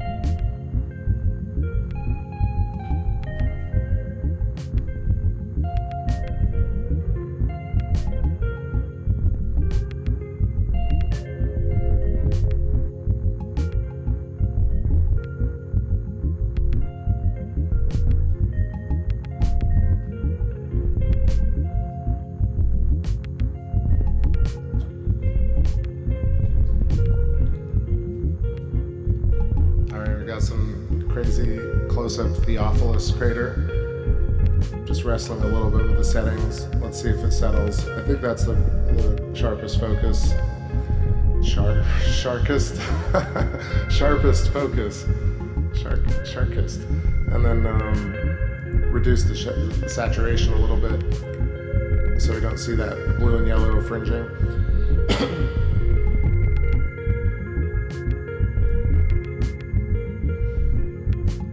George wants me to hit this Piccolomini Rupus Altai.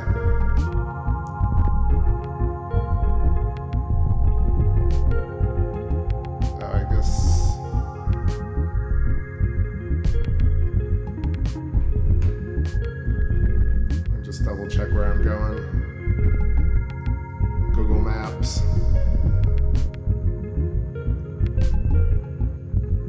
That was Fracastorius, right? And then underneath that's Piccolomini. Alright, let's go to Piccolomini.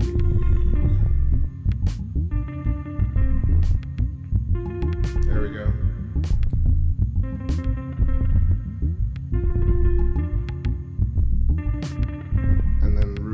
Altai is where? Is that north of it, or?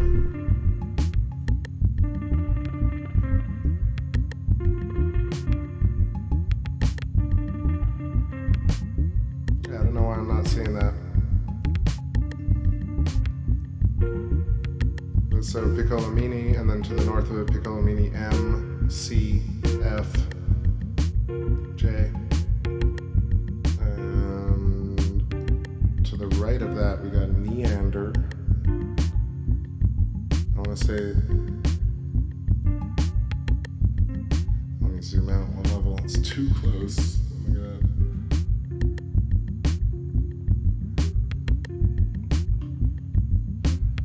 Alright, so it's Piccolomini. To the right of that is Neander, and it's probably going under the, the Terminator. And to the south of that, Stiborius.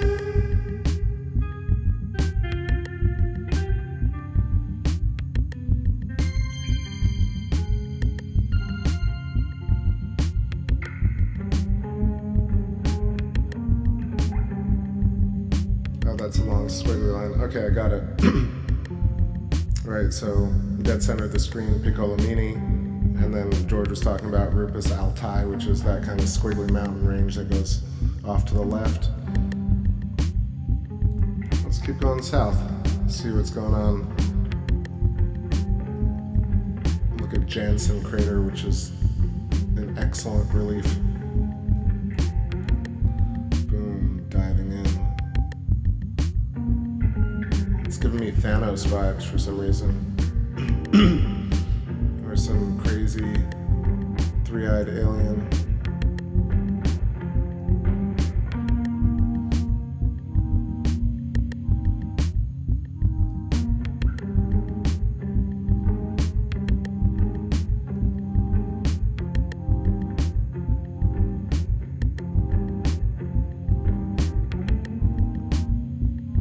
Hard to make anything out here in a way. I'm just gonna keep going, but the features are so fascinating anyway.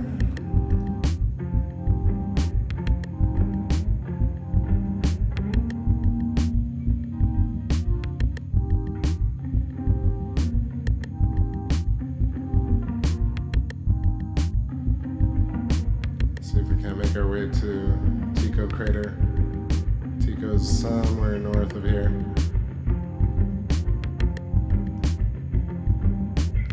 Feel it coming. It's getting brighter, getting brighter.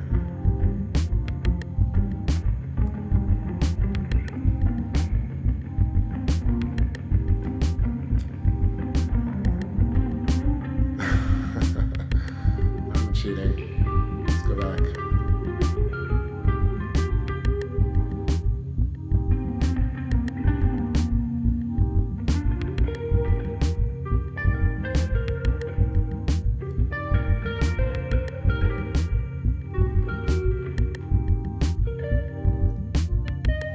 So Tycho's looking excellent as well.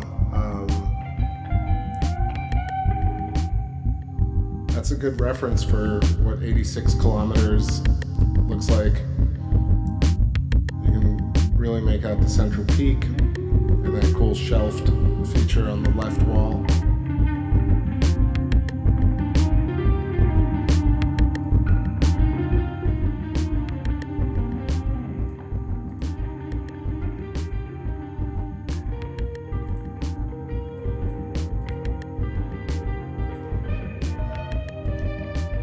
It's a bit blown out, but it's still pretty cool.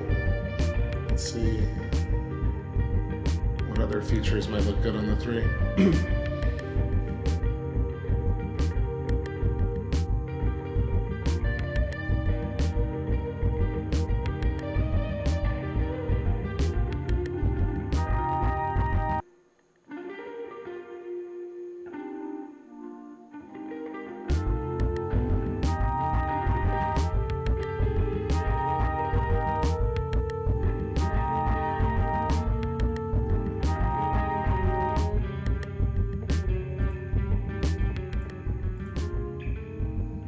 Alright, so Sea of Serenity, Sea of Tranquility to the right.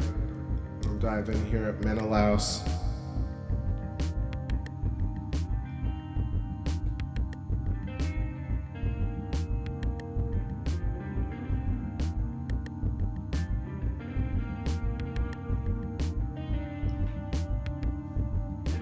This is, let's see, Menelaus crater, 27 kilometers across, 9,000 feet deep. And this was kind of the feature that I've been showing the last few nights that is perched atop that kind of question mark feature. Menelaus, and then was Menelaus crater right here.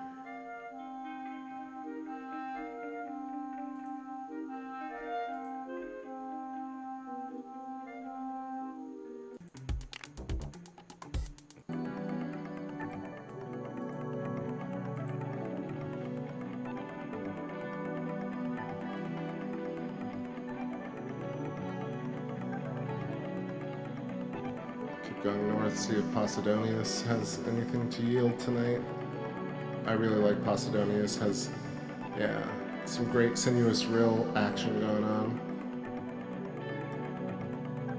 Seems like several things happened in this large crater.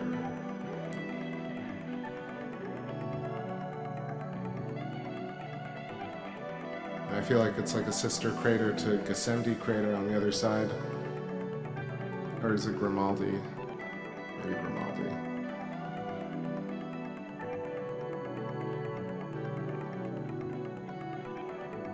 Just has sort of telltale features as kind of like indented sides and more of a flat, raised center. And the peak is kind of rounded, almost like a blistered craterlet.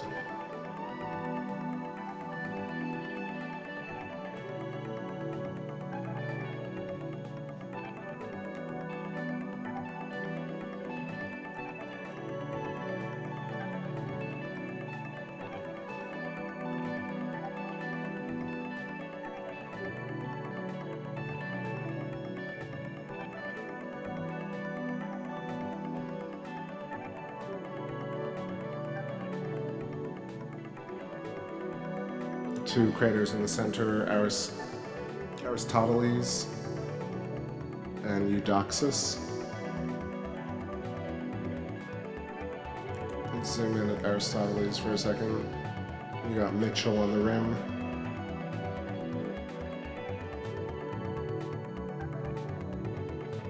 Bit of a hexagon shape going on to the bottom right. Looks like a rupee from Zelda. And then with Mitchell on the sister, like it looks like almost looks like a turtle in a way from the top.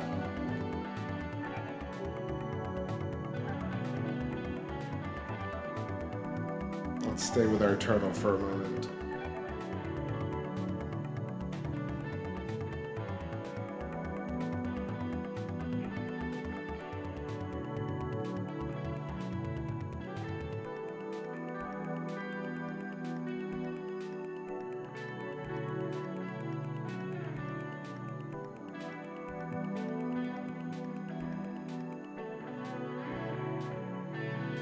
Go south a little bit to check out Eudoxus.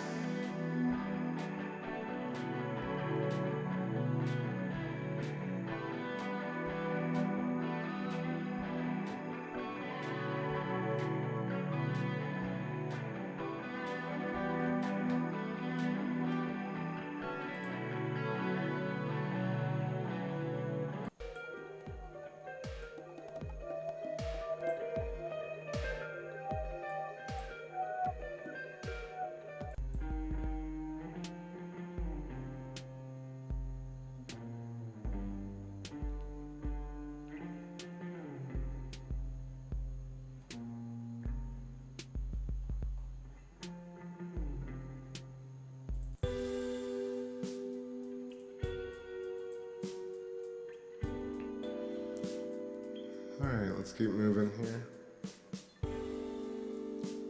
Sorry, y'all, I know I sound a little sleepy. I am a little sleepy, but it's good. Hit the 3-hour mark just now. Definitely gonna go back to Saturn one more time with this 3X before we lose it. But this is too cool going around in this great detail. Just gonna cruise a little bit. We're right near Mare Frigoris, Anaxagoras craters, passing through. Let's take a look at Pico, Montes Tenerife, Plato. Man, Plato's up close, look at that. Little chipped wall.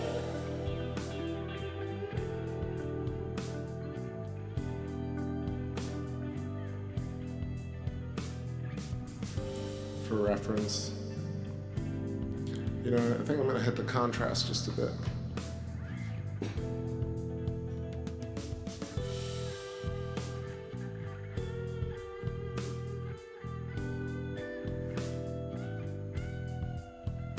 Ooh, much better. Look at that.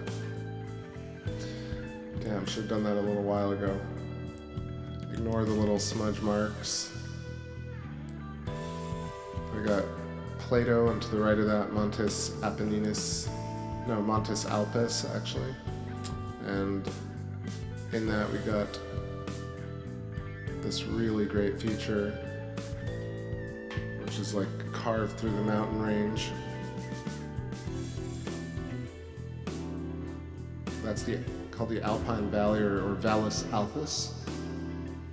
It's really very fascinating feature. Just cut right through.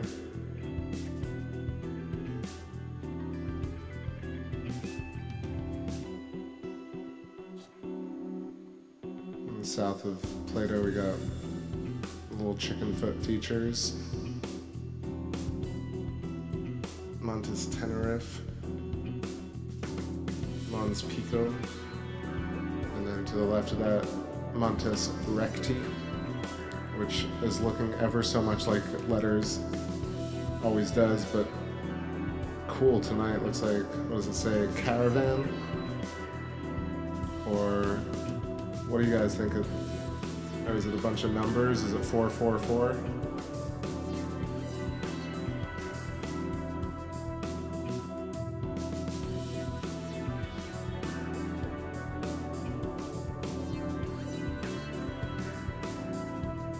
Isn't it so crazy, like how it just like appears that way?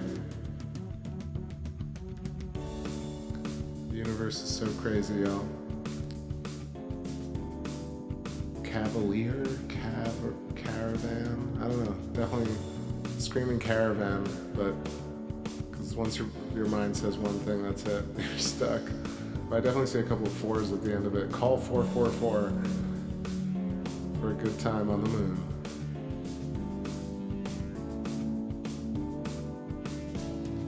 Say Calaxian crystals. Our little chicken foot. And Pico, Mons Pico. Now let's follow down this whole alpine mountain range. Looks so much like dragon and scales sometimes.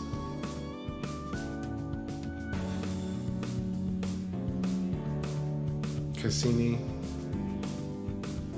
This is a really neat crater as well. Or blister mark, or volcano, whatever it may be. Cassini with the double, like, mini craterlets, or whatever those are. Maybe they're raised.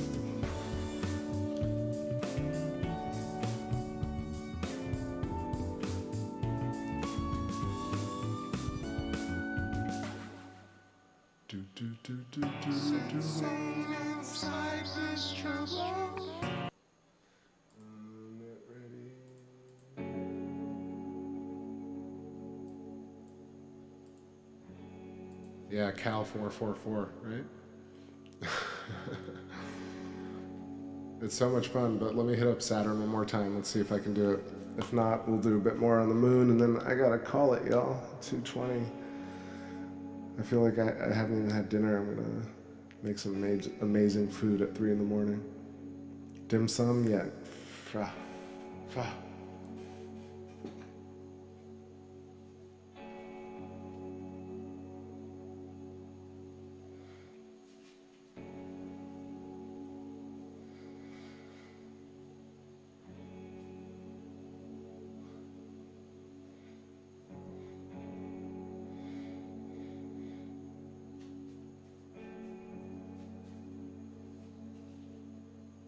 Oh, that was simple.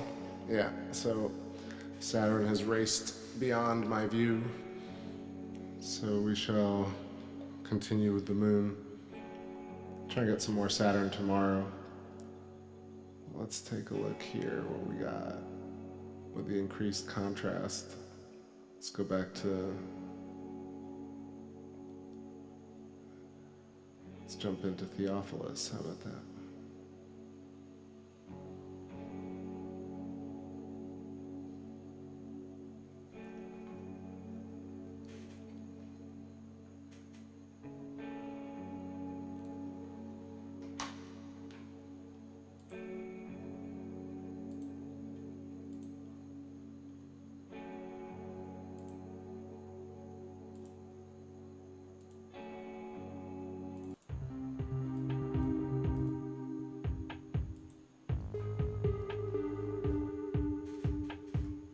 Theophilus looks super nuts. As always, just what a unique crater.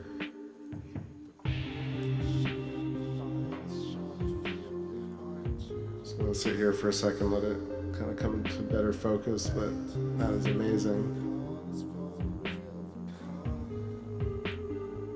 Almost looks like a spinal column.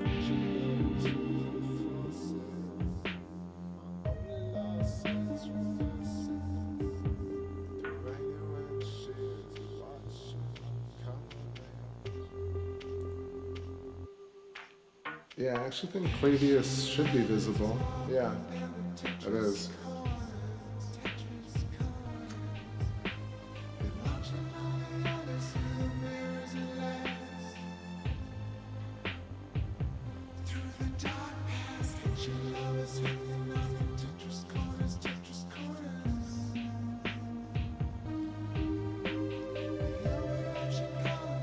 I mean, we're right there, right? Like, it's so cool to see the rest of the formation in the center, because normally, like, Theophilus always looks like this little clover. You only see like the big rock to the left, sorry, to the right, and the one underneath it, and then the small one to the left. But really, it's actually a couple of small ones to the left that leads off to like an even smaller one. It's almost like it almost looks like ferrofluid or like a spinal column. So crazy.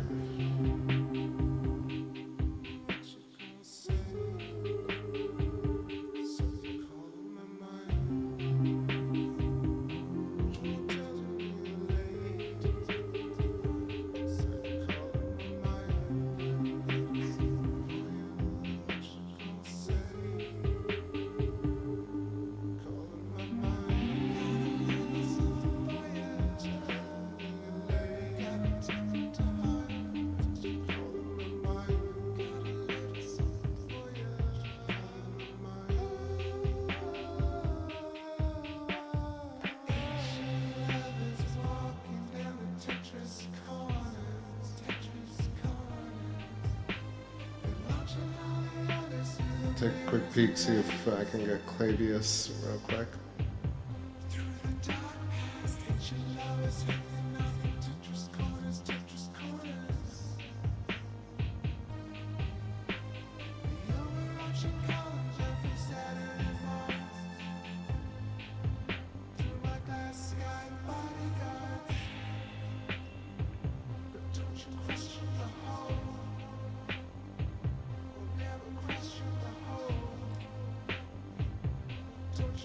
I know I got there are a lot of different interpretations of how the craters were formed, but that one particularly, it's really hard to gauge that kind of impact and what left the center peak.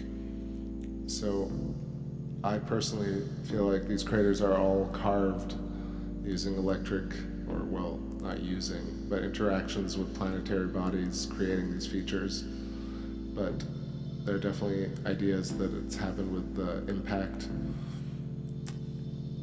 but it's still incredible either way. Why am I losing Clavius? So it should be to the south of Tycho, right around here. Maybe it's just in in poor relief.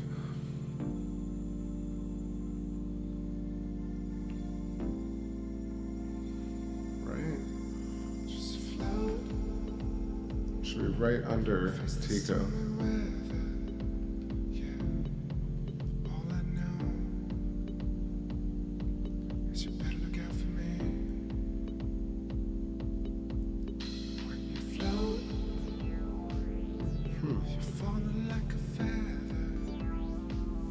I feel like I'm right on top of it. I think it's right there, actually.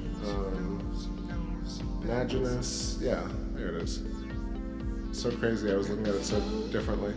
Yeah, so because we're so zoomed in, so that's Clavius. It's really large. I'll put the red marker around it. So it's this whole feature with the chain craters inside it.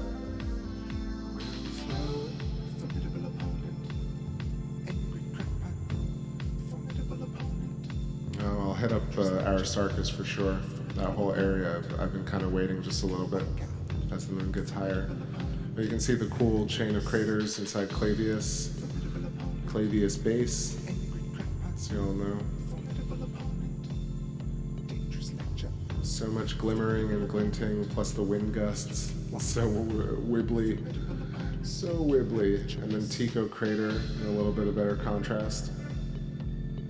A little bit of better.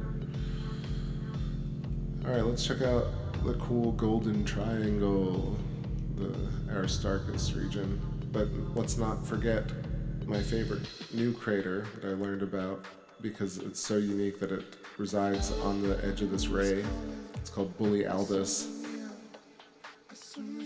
So right here, right at the edge of the ray. Pretty special crater.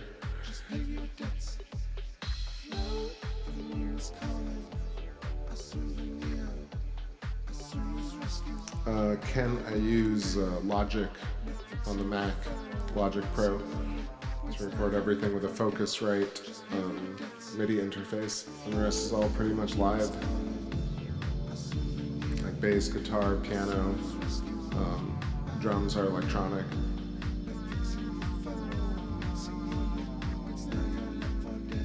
Alright, let's move into this region. Kepler up first. Actually, I'm going to hit some record on the camera for a second, get some of this footage, because it's looking really nice, and it'll give us a great wide shot of Kepler. Ooh, that's bright.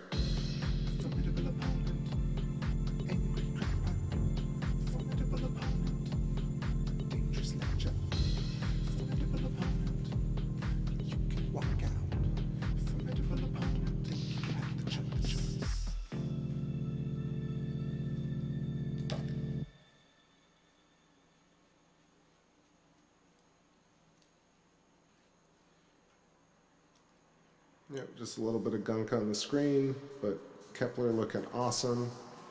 Very sharp rays coming out, filaments pointed, almost intertwined with the rays coming off of Copernicus crater, centered here.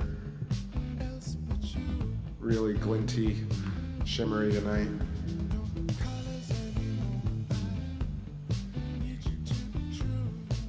Oh yeah, Ken.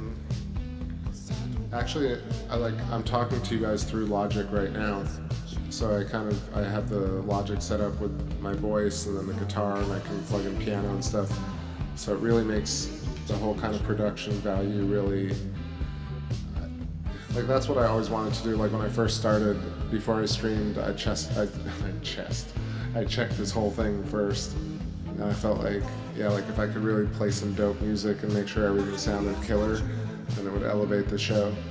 I feel like it's done that.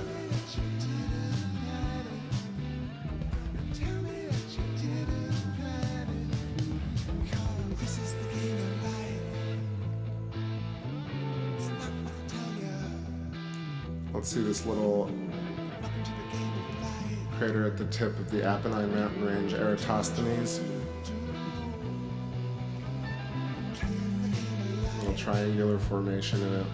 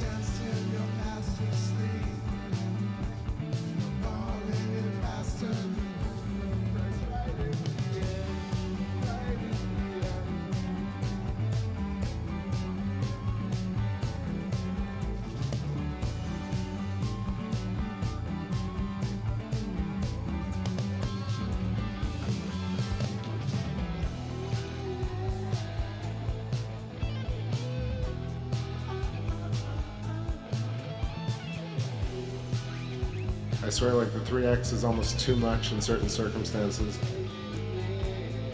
But, like, crazy. I mean, sometimes you forget that you're looking at this thing at 250,000 miles.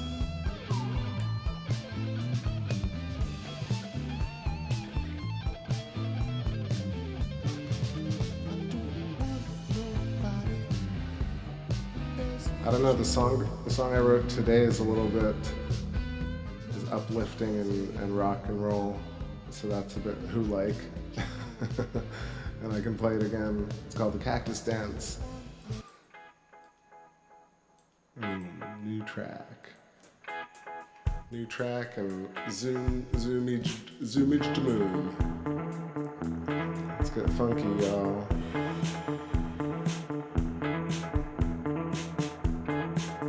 As we go to Aristarchus finally.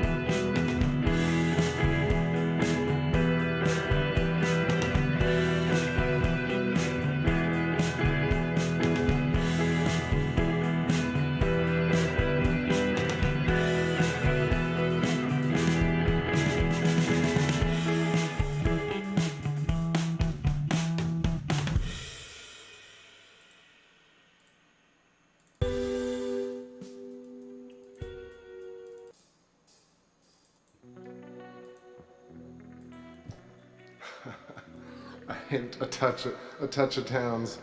No, not really, but thank you for listening to my jams. Look at this crazy view of Aristarchus. Definitely up there. Vision, correct me if I'm wrong, but certainly sharp. Not just the left portion of the inner sanctum of Starkus, but the right even. You got like a little bit of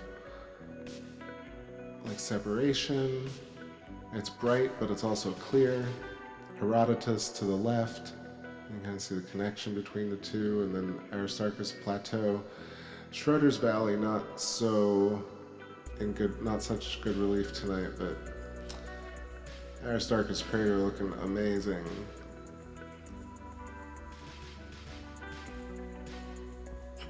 You can even see the central peak, which is nuts.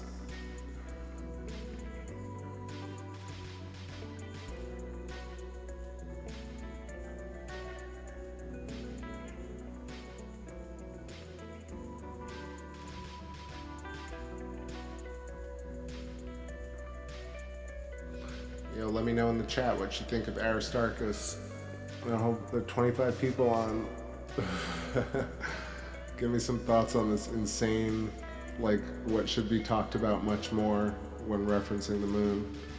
Like how the hell was this crazy plateau formed?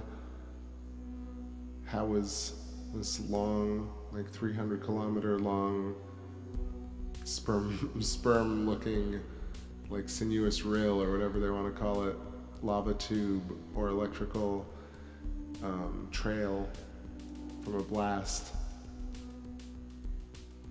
Like, and it's glowing like crazy. I mean, look at how dark it is right next to it, even with detail.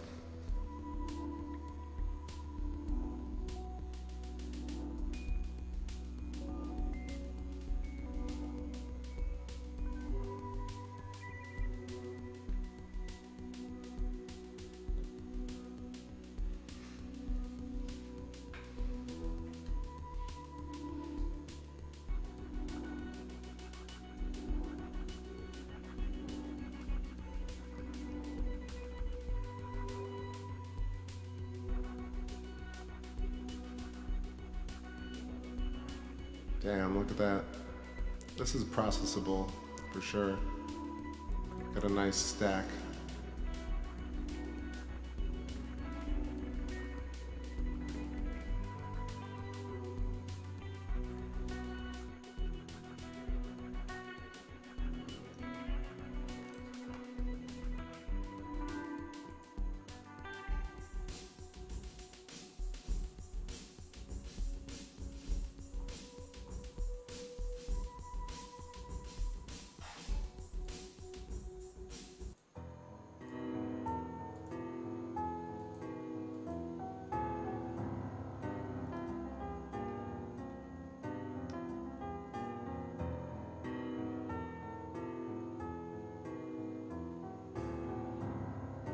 What's also really cool is this kind of this white line that goes all the way. It's hard to explain, but to the left of the screen you can kind of see it arcing all the way. I wonder if it's like a fold or its own ray. Really cool. It goes from the top of Aristarchus Plateau and then extends down to the left.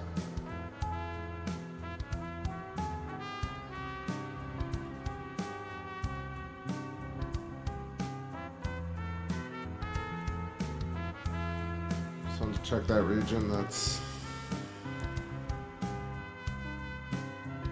Mons Rumker, and then Rima Agricola.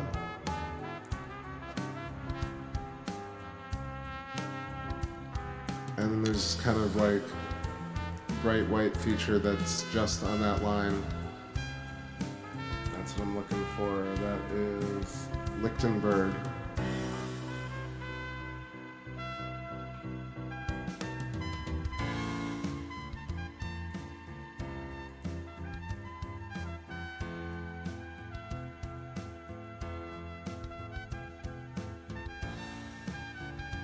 Let me actually zoom in here. There's almost this, there's Eddington crater as well, Sir Lucius. Arthur Eddington, and yeah, let's see.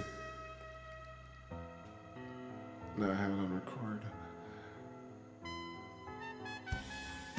It's so much fun to check out all these neat features. Come on, recorder. I swear, gods of remotes, make me a Wi-Fi controller, a waifu controller for my Sony camera.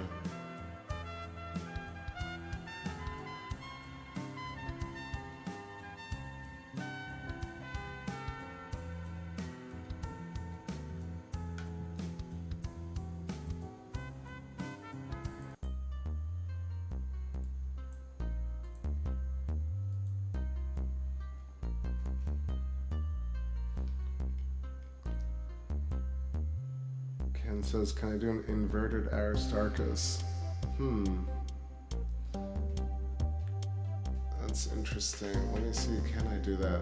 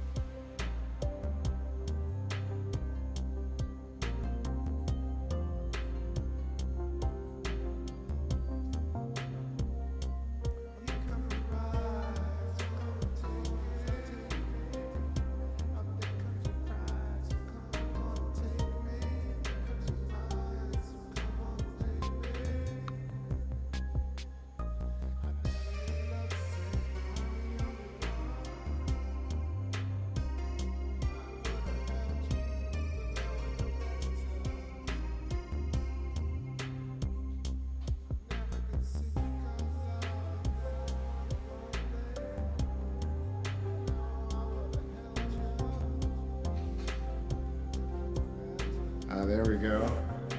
That's pretty cool.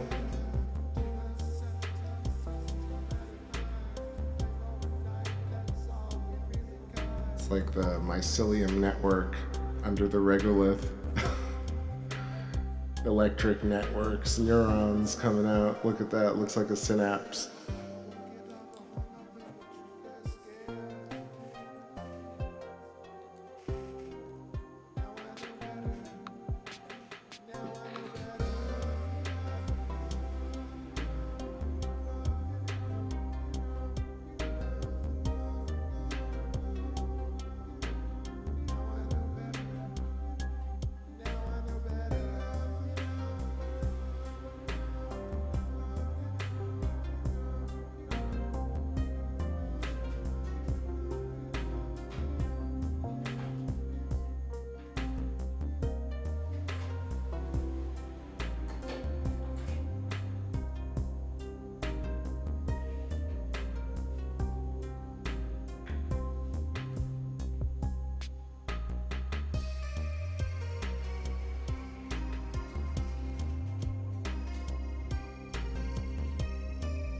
Alright, while I stick around here and get my cigarette, let me know where I should go next and check out in this inverted view.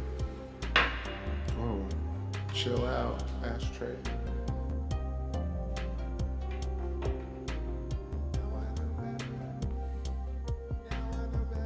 Nice suggestion, Ken.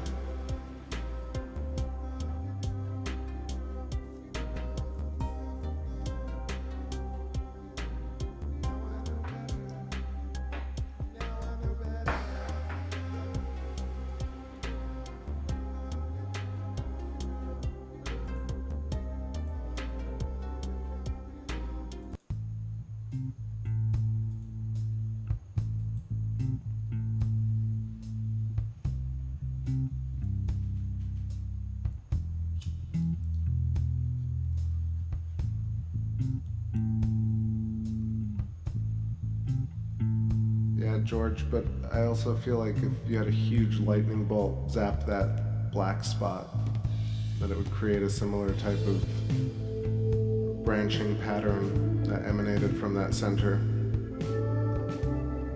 The plateau, on the other hand, who knows? You know, maybe land masses sank around it. But it also could be an impact. It definitely could be that.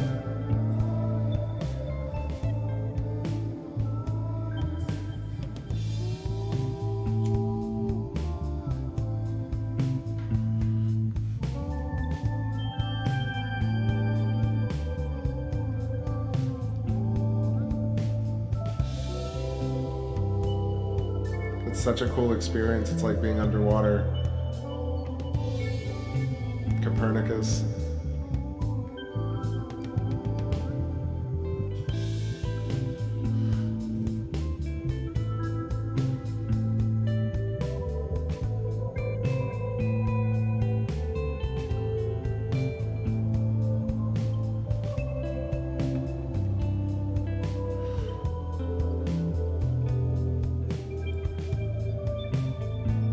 Certainly, George, as always.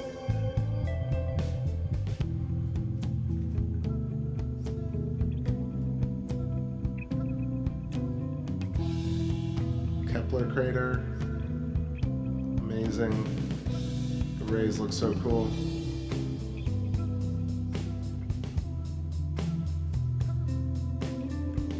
It's fascinating how the little craterlets around it almost are shaped into butterfly wings.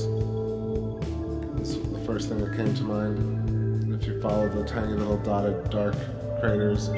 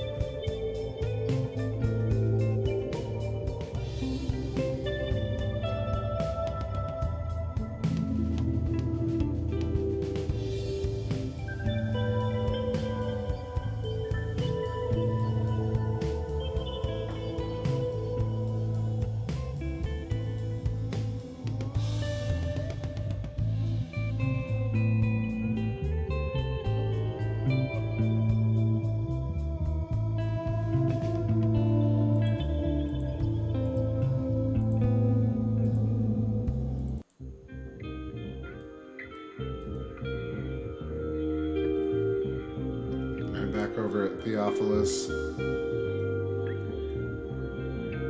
are Nectaris.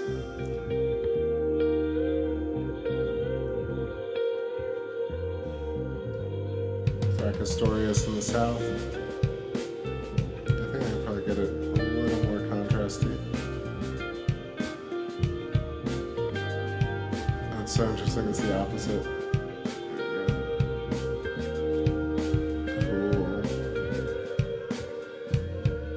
Like clay.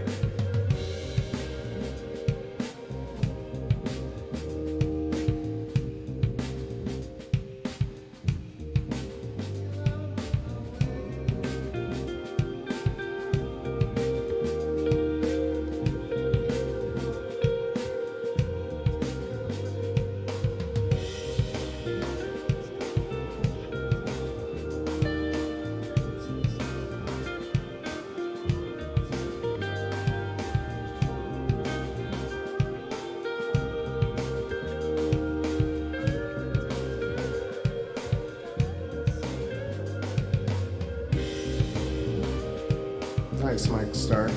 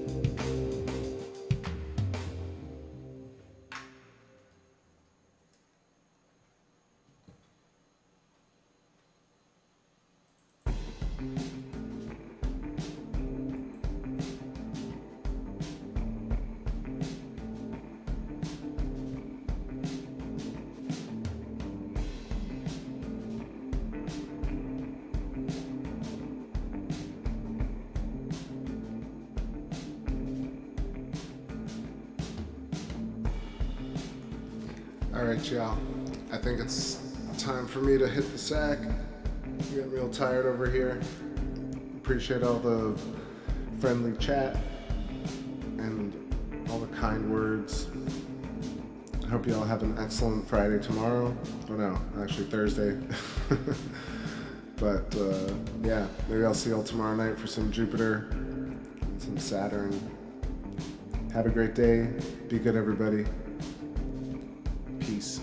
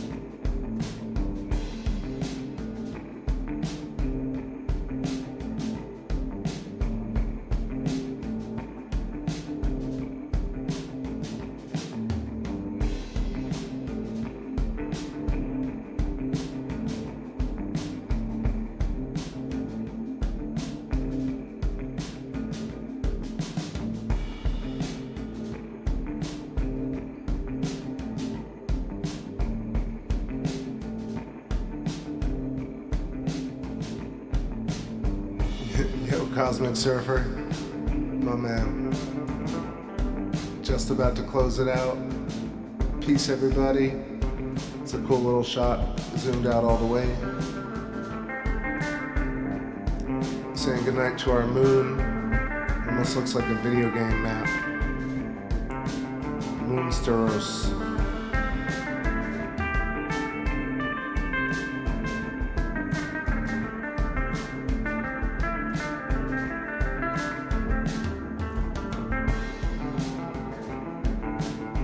She's fading, and so am I.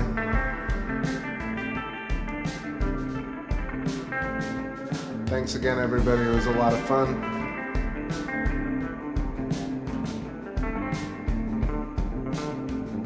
Beep, boop, blorp. I'm out.